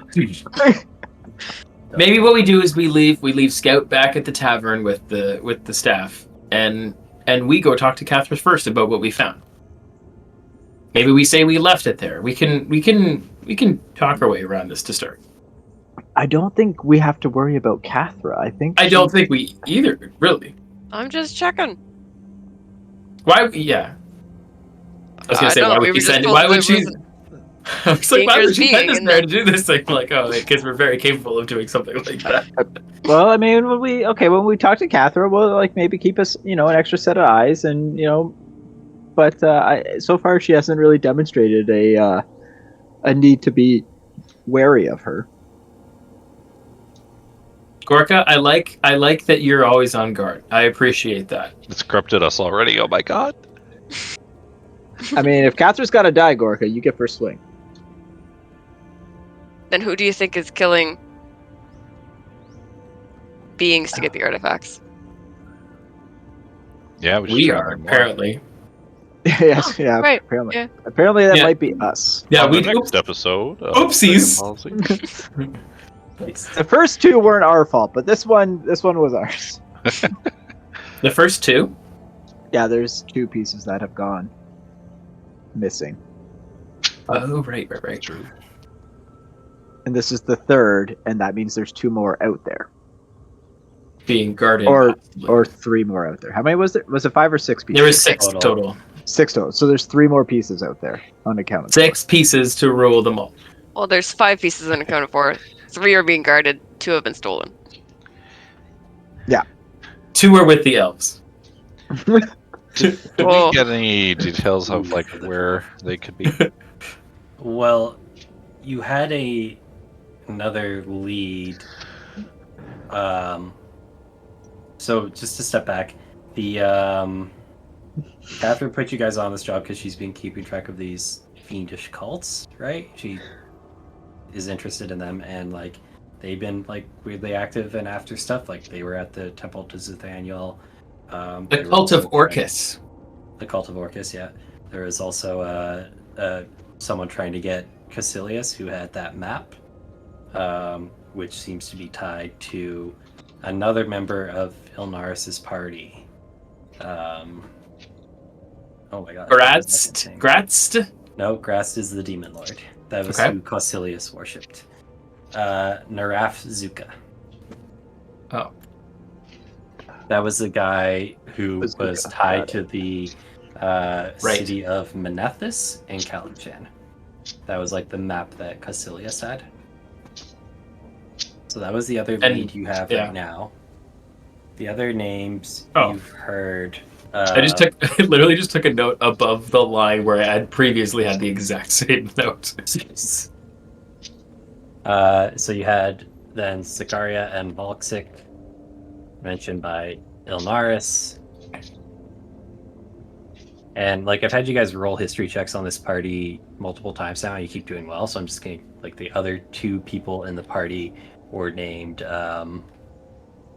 Sarkhan And oh yeah. And those are the two you don't know anything about, right? Right now, or like So you don't have interesting. a lead on. They're not gone as far as you know. Yeah. Naraf Suka is one party member. Sarkon, Remenos, Ilnaris, Selenar. Selenar was not in the party. He was just a friend. Ilnaris was at the Temple of Zithaniel. That's like where she like worked in her adult life. And she was mentioned in Selenar's journal as like Gotcha. Nil Kalora and Ilnaris were mentioned as like implying that was her hometown, right? Gotcha. That was the link. Is Lyra another name one? No, sorry. Lyra was the name of that like halfling paladin-looking woman who showed up outside the Temple of Zithaniel with that other group. Yes. Like there was the two groups there. One was a fiendish cult. The other you don't really know who they were. And she was leading that other one. Got it. Yeah, very different vibe. Sorry. So Halifor saying, the ghost of Halifor is saying, Zakaria Valksic.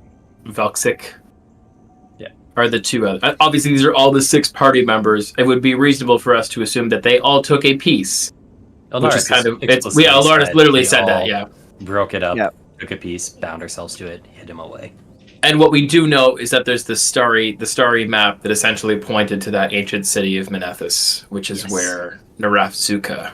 I actually have notes. There are stories attached to it alongside a historical figure named Naraf Suka. He was one of the fabled legendary heroes, traveled with Ilnaris. Menethus was their hometown.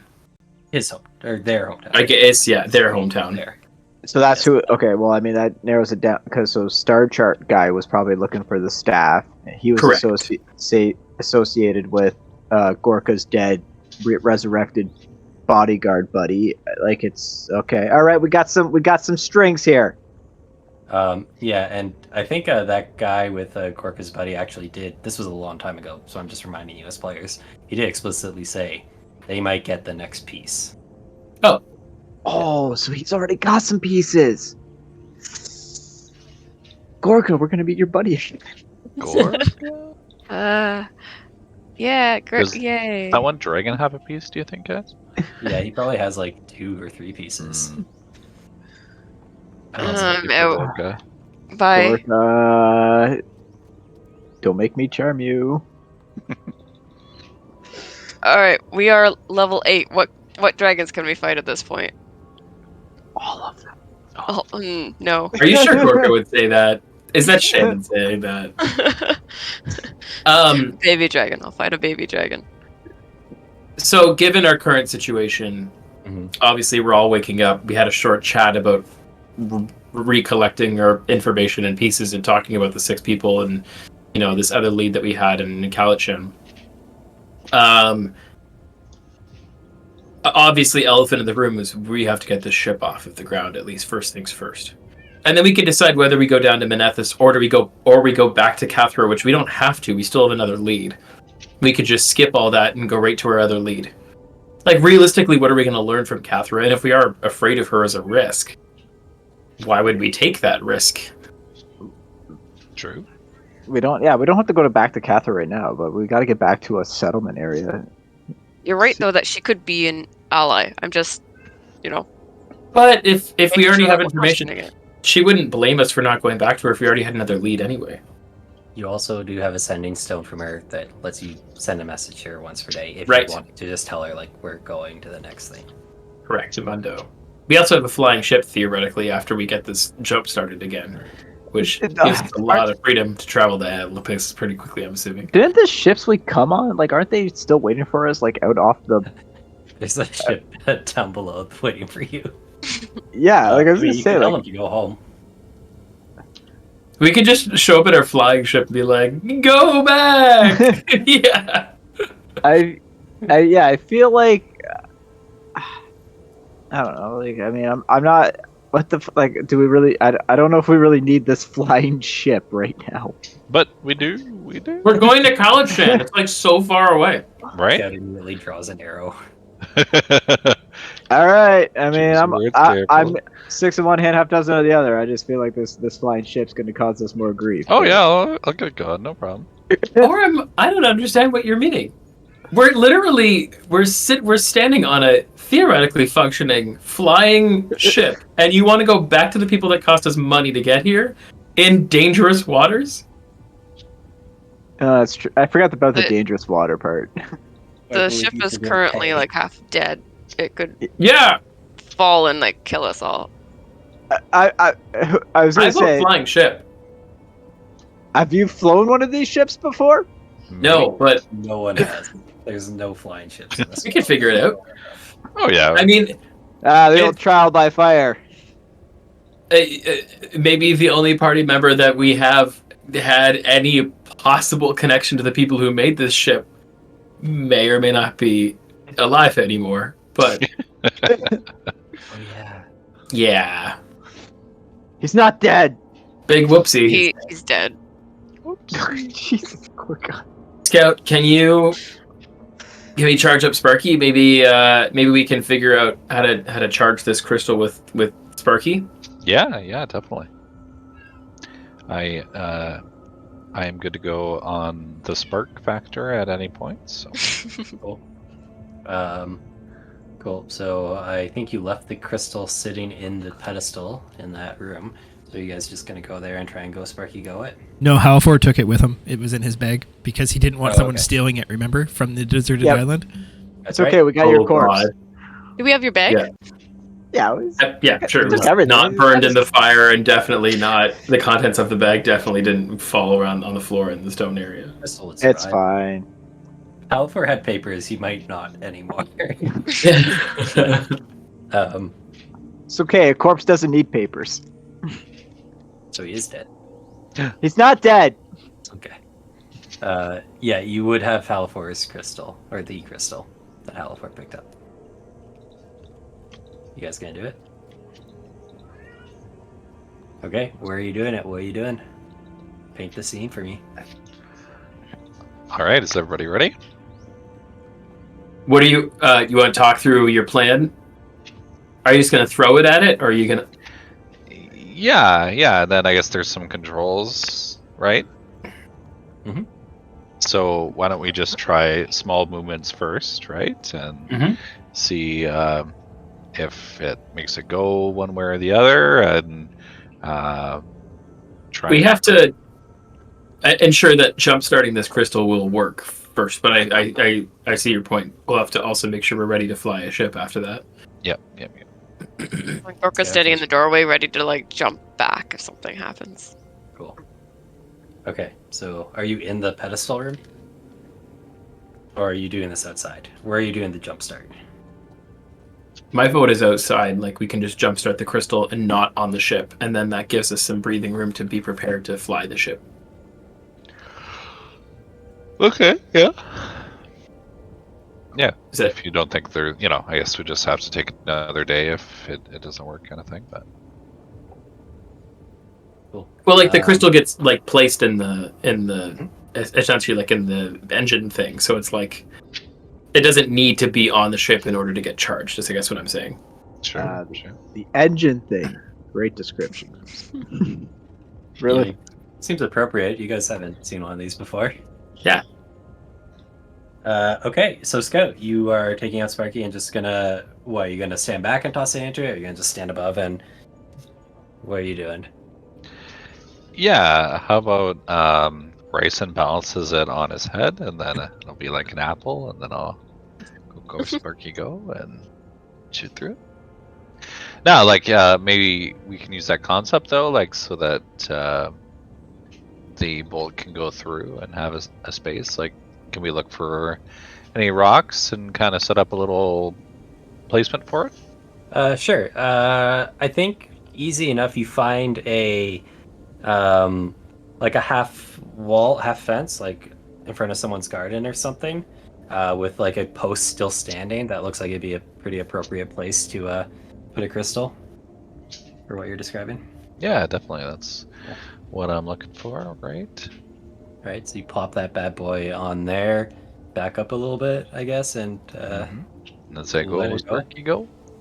You watch as Scout says, "Go, Sparky, go," and throws off the crystal or the lightning bolt at this crystal. Let's do it. You're trying to aim a.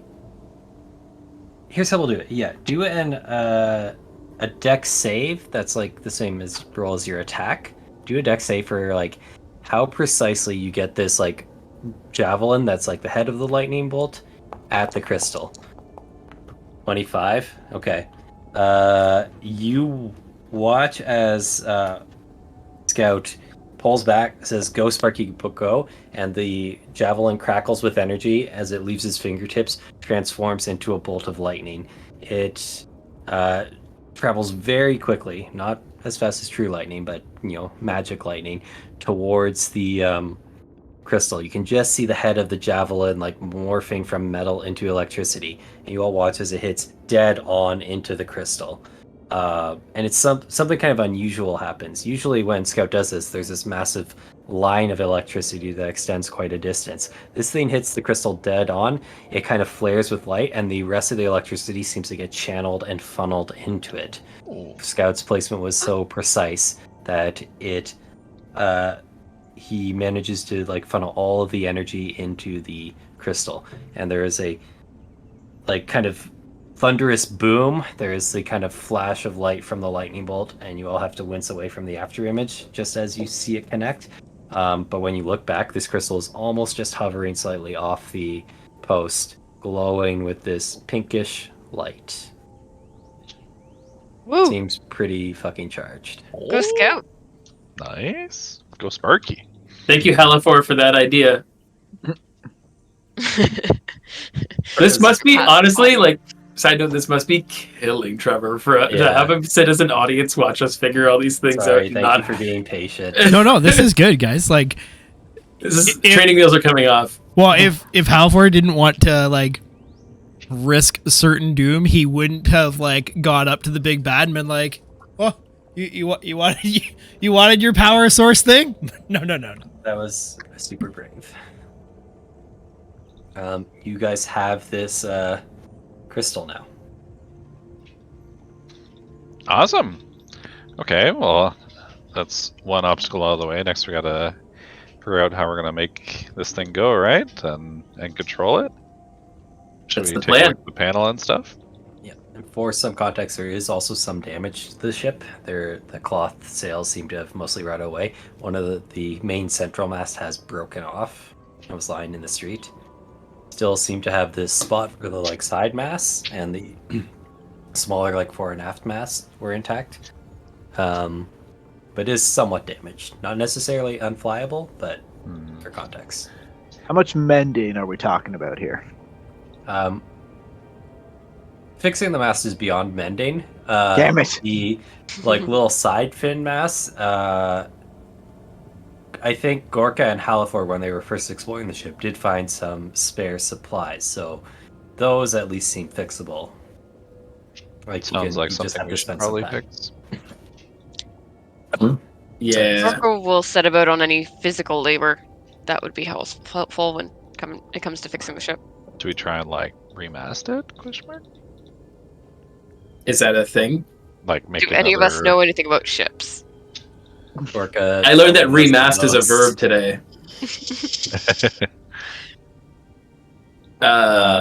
So you have the other mast. It's kind of broken off near the deck. No, sorry, that doesn't make sense. It's broken off more near the top, like 3/4 of the way up, perhaps, and the part's like lying on the street. Yeah, It's like you broken could- off. Yeah, Yeah, could Gorka get, like it? I don't know. Would we have a way to seal it if like Gorka could position it? you could try. Well, Ryson did find a tinkerer shop, so if you guys you could maybe spend some time searching through the city for tools or like glues or things like that. You could try and just like cut it off before and after the break point and try and bolt it together that way. Yeah, and yeah. it's just a little shorter for now. You could try and fly without the central mast. It might just be a little slower. I like the shorter idea. tell me what you guys want to try, and we'll. I have a feeling it's probably really hard to attach the top quarter of a mast with only like tinker shop tools, but What about brute force? Brute force. you know what? Let's take half a day, see what we can find in the city. We maybe all go. We split up. We know this place is pretty abandoned anyway. Maybe we split up and we go to different places in the city or in the town, and we see what we can find and bring it back. Orem is just looking for alcohol. Cool. If you guys want to do that, I'll take a round of perception or investigation checks. Your choice. I imagine this crew is mostly perception. 100%. Ooh. There's really a lot of gaps filled by the California. I feel like. Undo that once. Is there any? There are. Yeah, there's a couple. I think. You want to use it? Scout? Sure. Yeah. Go for it. 13. All right. Let's see. 13. I think that's appropriate for Orem. You aren't searching that hard. Perhaps you find. Your eyes are peeled for tavern. With a 13, you don't find the things your party asked you to look for. You do find a tavern. Yes. Give me a Orem. luck roll. Oh, okay. Yeah, like Orem is just a little still carrying the emotions from the day before. Like he's like in his mind, he's lost one. He's still, like feeling the effects of like the image of his home and the images that he saw. Like he's still a little like shaken by that. It didn't really. He didn't sleep it off, so to speak. Fair, and makes sense. Say with a 7, you explore this tavern. It's unfortunate. The vast majority of the stored alcohol is either gone spoiled or just entirely evaporated. You find like one smaller keg of beer that is good, and you find a couple steins. Couple of like not even steins. These are elves primarily. These are more like goblets. Ooh. If you want, they're like glass. Yeah.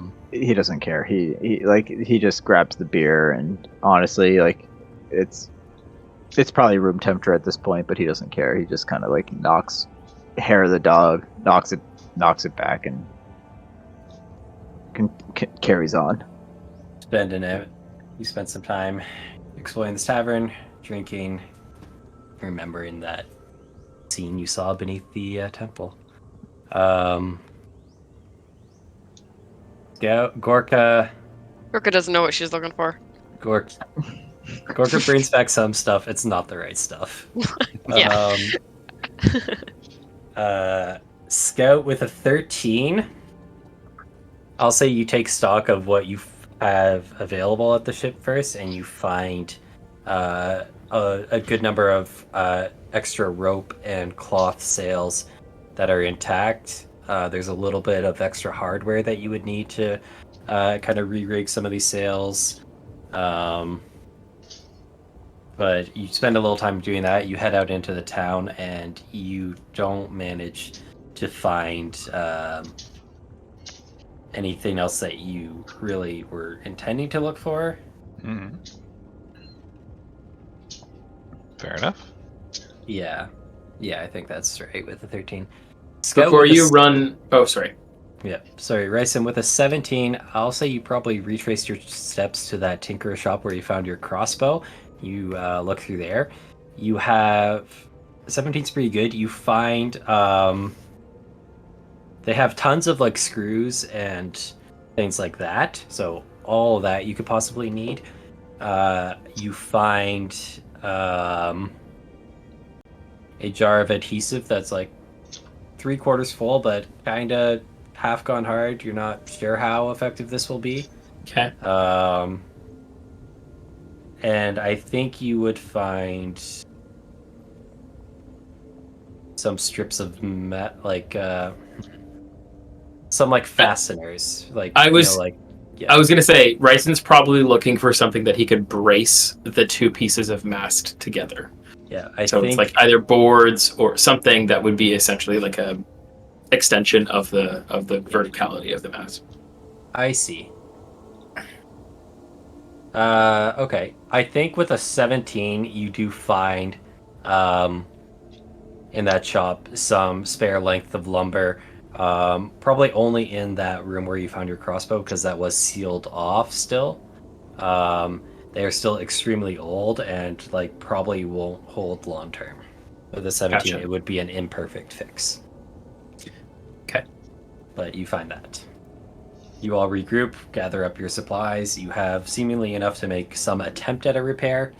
Probably won't be perfect, but So on our list is to repair the mast. Is it only one mast is damaged? one mast is broken. The others are, so those like side sail ones are a little banged up. Kind of like these are more. They're not just like a piece of timber. They're kind of more of a mechanism. So they kind of got out of place a little bit in the crash on the one side. So those could be fixed probably. And then all the sails are long since like rotted away. Okay. Ryson looks around at the group and basically says, Gorka, you're going to help me fix the main sail and put up the new, or the main mast and put up the new sails. Scout and Orem, I'm wondering if you guys can work on the side masts and see if you can get them in the right place. Sure, sounds good. We may help you if we have time after. Cool. Sounds good. Okay.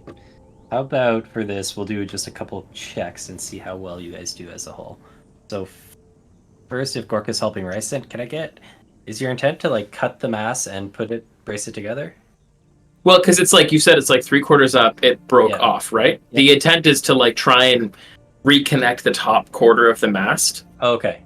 And then brace it on either side with boards. And then obviously maybe like if I did have adhesive, we could put adhesive on it as well and then brace it on either sides. Cool. Give me Gorka. I assume you're doing most of the lifting, so give me a strength check, athletics actually, to like kind of lift this mast and hold it in place long enough and steady. Oh. There's undo net ones. Is there? I'll use one. Yeah, Okay, use it. Go for it. Thank you. 22. 22. Okay. Gorka, you feel something pop for a second, you think? You're like, but kind of brace through. You pick up this mast and drag it over to the ship and kind of hold it in place. Ryson, you are going to pop the glue on it or screw it? Okay, so you like I guess climb up too and help. Like that way, I guess climbing up it. Oh no, because it's lying on its side. Yeah. I would say let's use a sleight of hand for this. Like you're gonna have to work pretty quickly, even with Gorka's strength. She has to hold it in place. So let's see how like quickly and like efficiently you can work. 14. Okay, so Gorka holds this thing in place. Ryson, you quickly slather some glue of this questionable glue in place and start nailing these boards on. Nothing like fixing a ship's mast with glue, right? Right. That'll hold. How is wood glue in a fantasy world? The moment wind hits it, it just goes. Cool. I'm just gonna note some stuff down. Fuck. Spenny's like, note, glue won't work on ship. Yeah, you slather this glue in place. You like quickly try and nail some of these boards. Gorka's holding it pretty steady, but just the wind is kind of catching the ship and shifting it. And so by the time you get it kind of nailed in place, you had to like redo one or two. And it's not you know it's not perfect. It seems pretty solid and like it'll probably hold for a while. You should probably get it fixed for real at some point. Yeah. I trust the boards more than I trust the glue. The glue's just there as like, why not? So, Actually, fun fact: wood glue is hella stronger than anything nailed. Well, I mean, like the actual like putting boards. I'm talking about like we're. I know what you're talking about. But like, fun fact: wood glue stupidly strong compared to any other fastener. For all your carpentry fans out there watching. More than bolts? Yeah. Wood glue is insanely. Once the wood glue sets, it's insanely strong.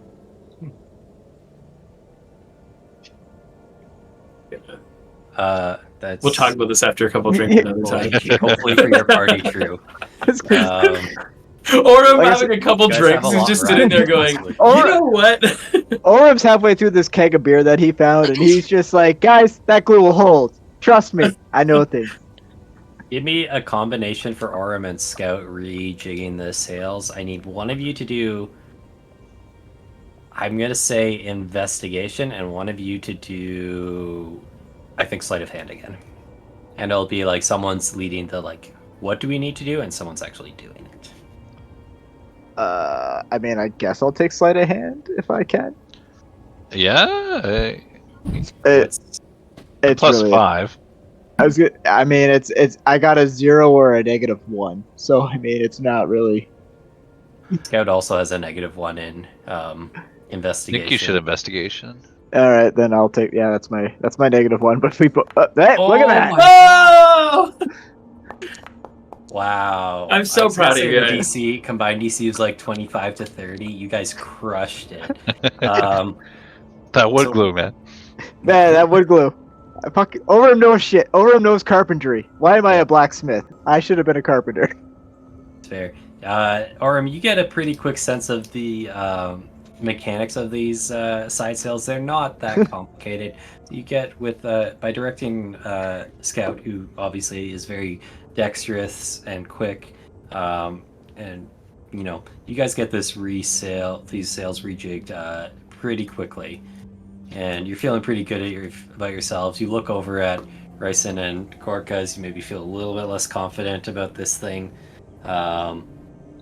But yeah, over the course of a few hours, you guys get this ship fairly well repaired.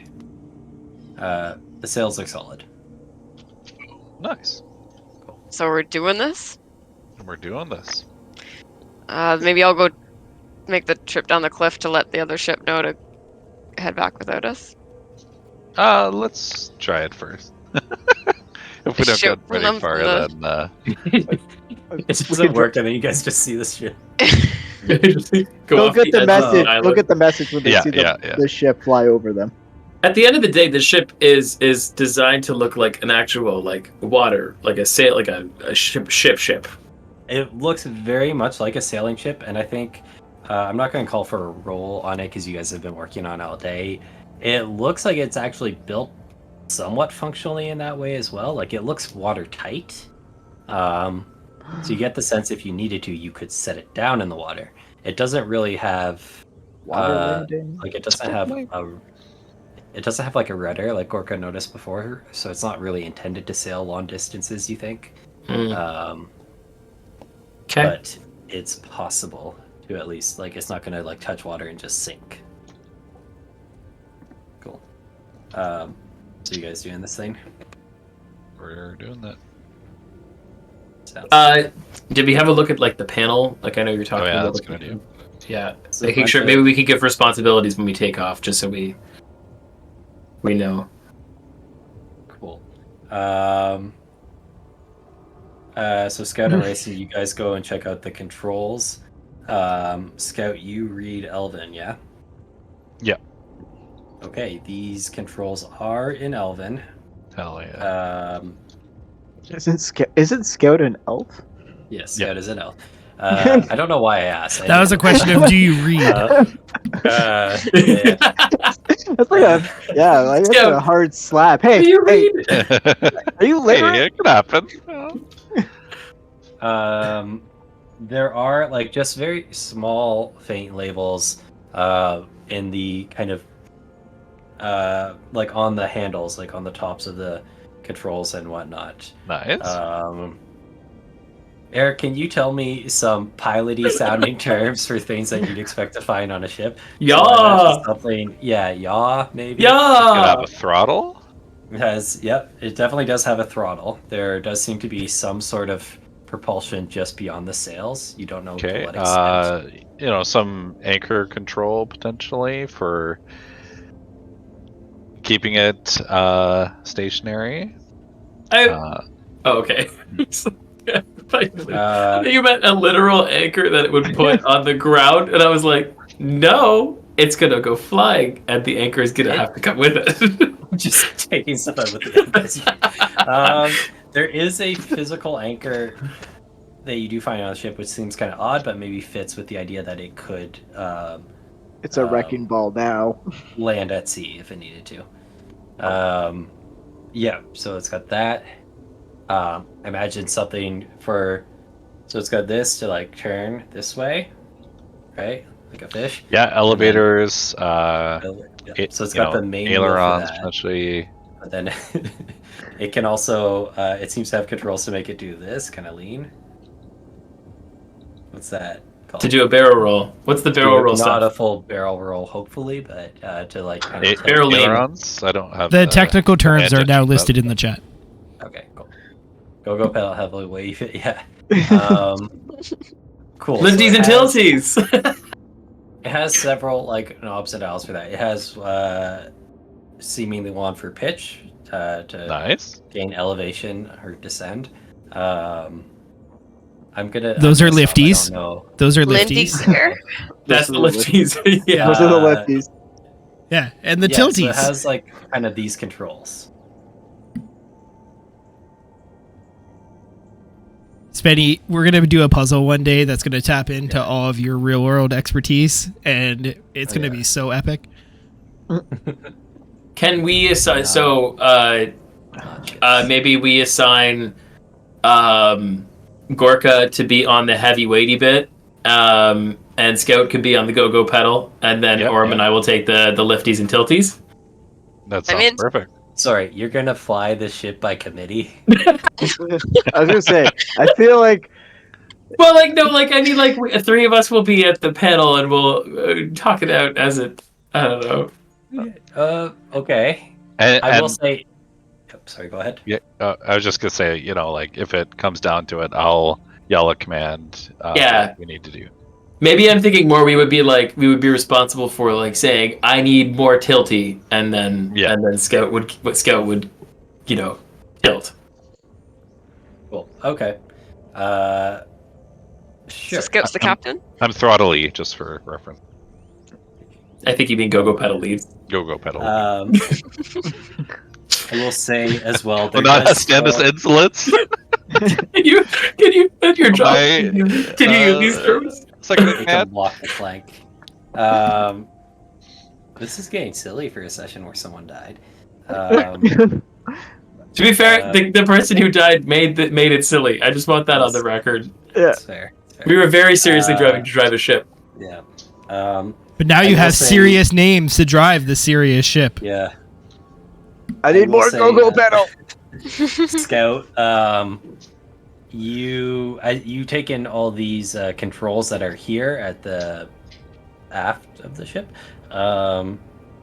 You also looking around, and because you've been kind of working on the ship all day, you do notice that it, in addition to these controls, does have some more of the elements of a traditional sailing ship. Like there are still sails that you may have to raise or turn in different conditions or whatnot. So it seems like to successfully fly this thing, you'd need someone at the helm.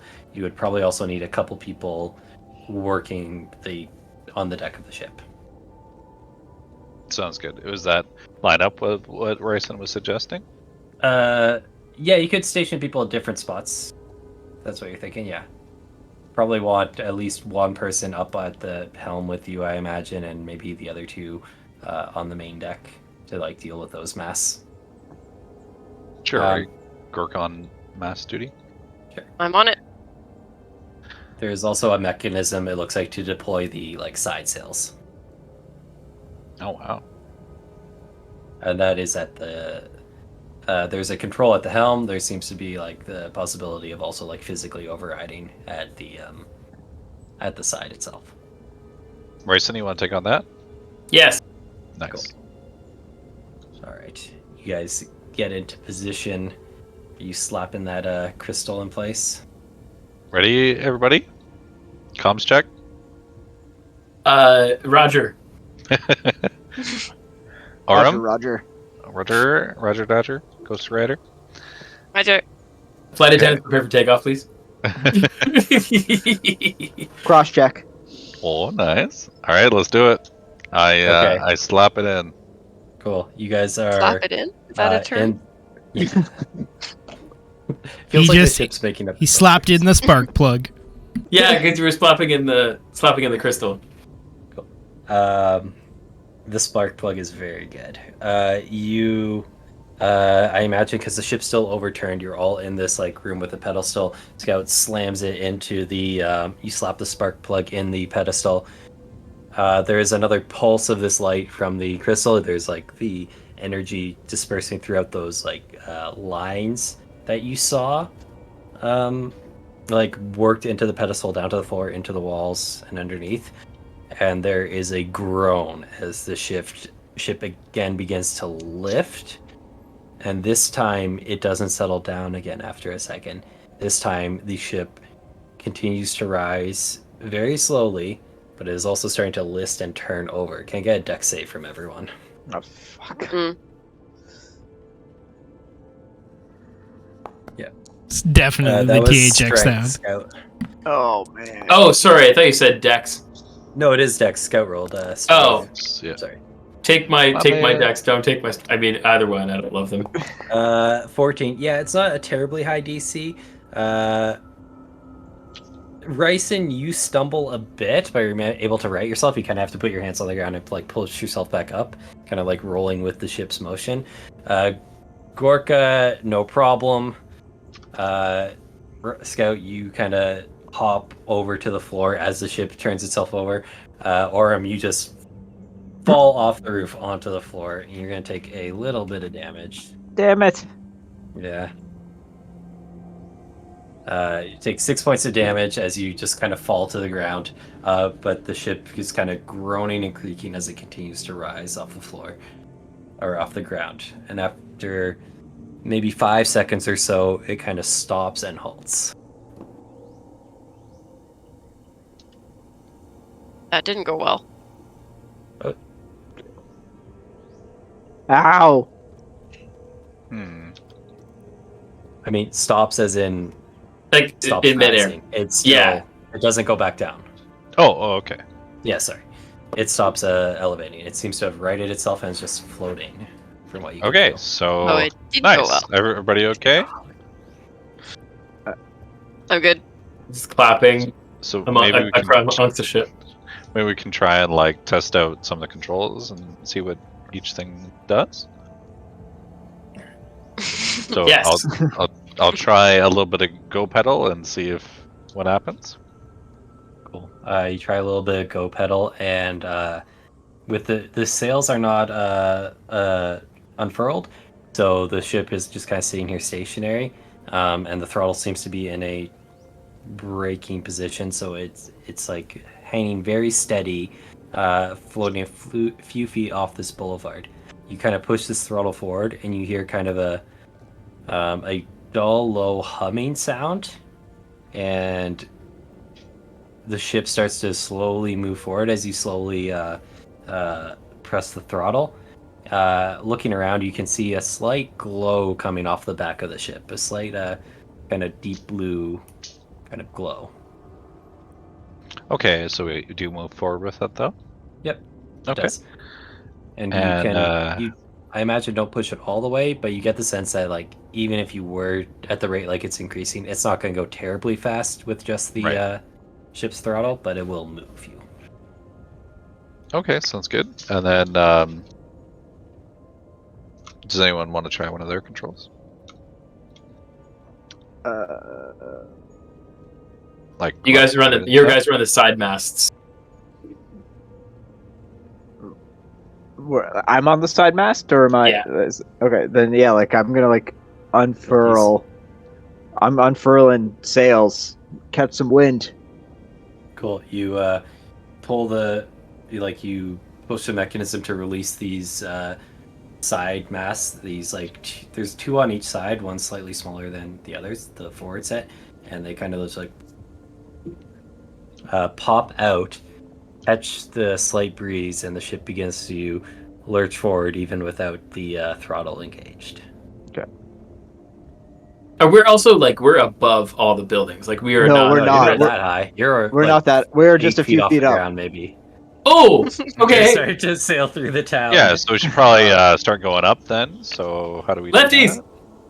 that? There is a pitch thing at your helm, Scout. Okay, I'll start to do that to try and go up.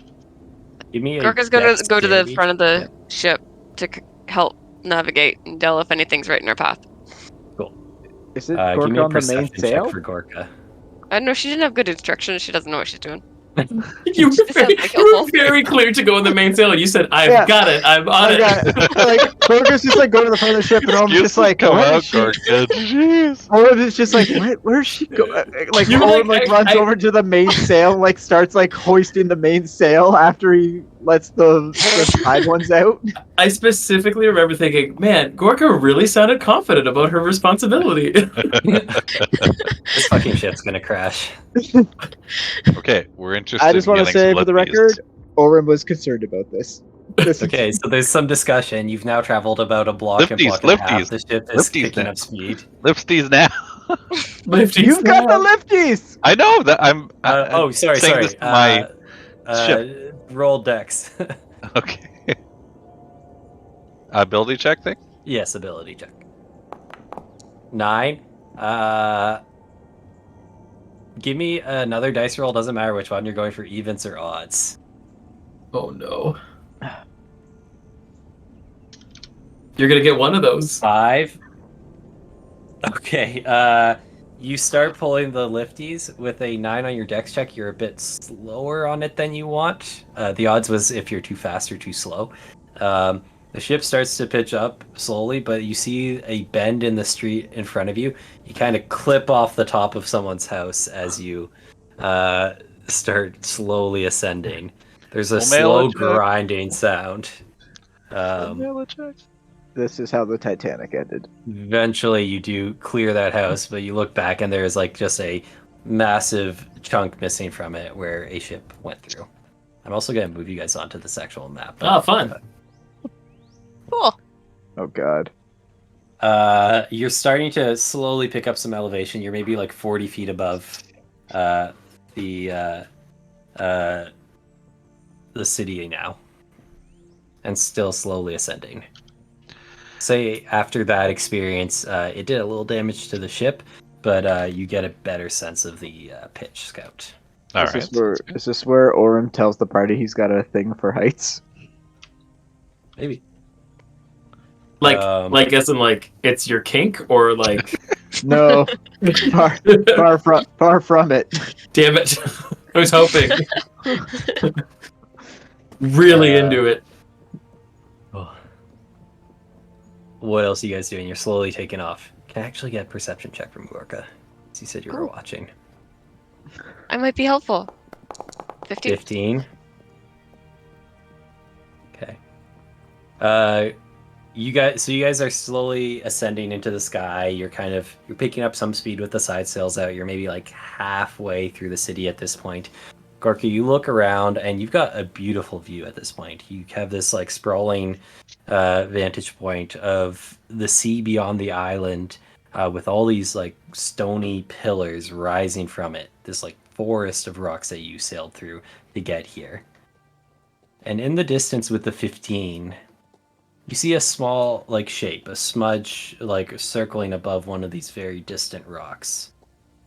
You look out in that direction and peer, and you see just faintly, but getting a little more clear as you move, that shape that Halifor previously spotted and told you about. Yeah. That I was nest worried. built on top of the rocky outcropping. You see this shape circling above it, shape that must be massive given the distance, and you hear a shriek, a piercing cry of some bird. And I think we'll end it right there for tonight. Yuck. Oh no. Taking to the sky. It's our new character. It's our new party member. Hopefully. He's not dead yet. He is dead. He's not dead. He's just Gorka dead. flicks Halifor in the head a couple more times. Yeah, still super dead. He's just mostly dead. Or you don't have to take it so personally. Mostly dead. My shirt says otherwise. Halifor was and still may be a fantastic character, I will say. He's not. I'm bringing him back. Nobody dies.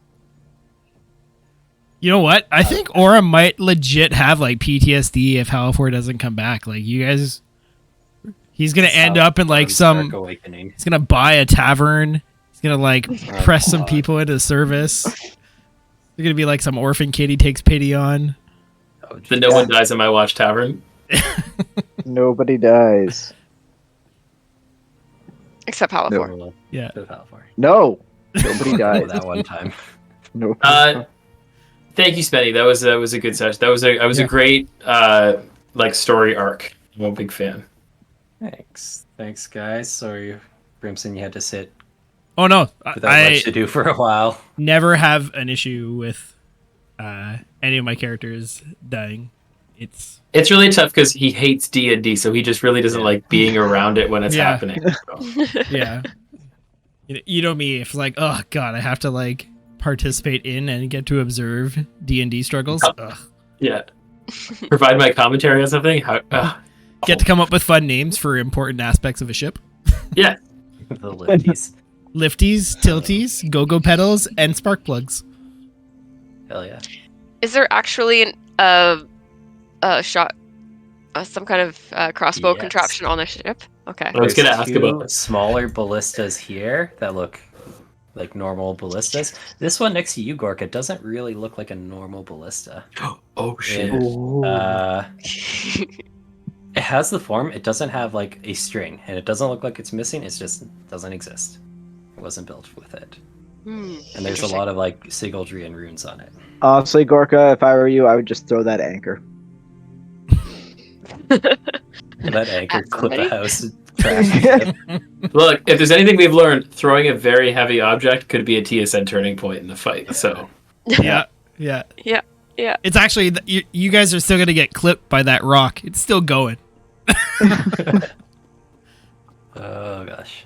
Awesome. Well, Spenny, Oh, thank good you stuff, so guys. much. Another great session. We're actually back tomorrow for Consequences? consequences. Who, boy, they are also at the proverbial TSN turning point. So, for those of you who have been following along, come see what happens if people are given the choice to change everything. What could possibly go wrong? consequences is Exciting. my guess. Can't wait. All, Well said. all the consequences. We're gonna raid on over to Ready Set Roll D&D and hope everyone has a good night, and we'll see you all next time. Thanks again, everyone. See Thanks, y'all all. later. Awesome. Yeah. Good night. Bye. Thanks. Bye, everyone. So you pushed your way up. Savage.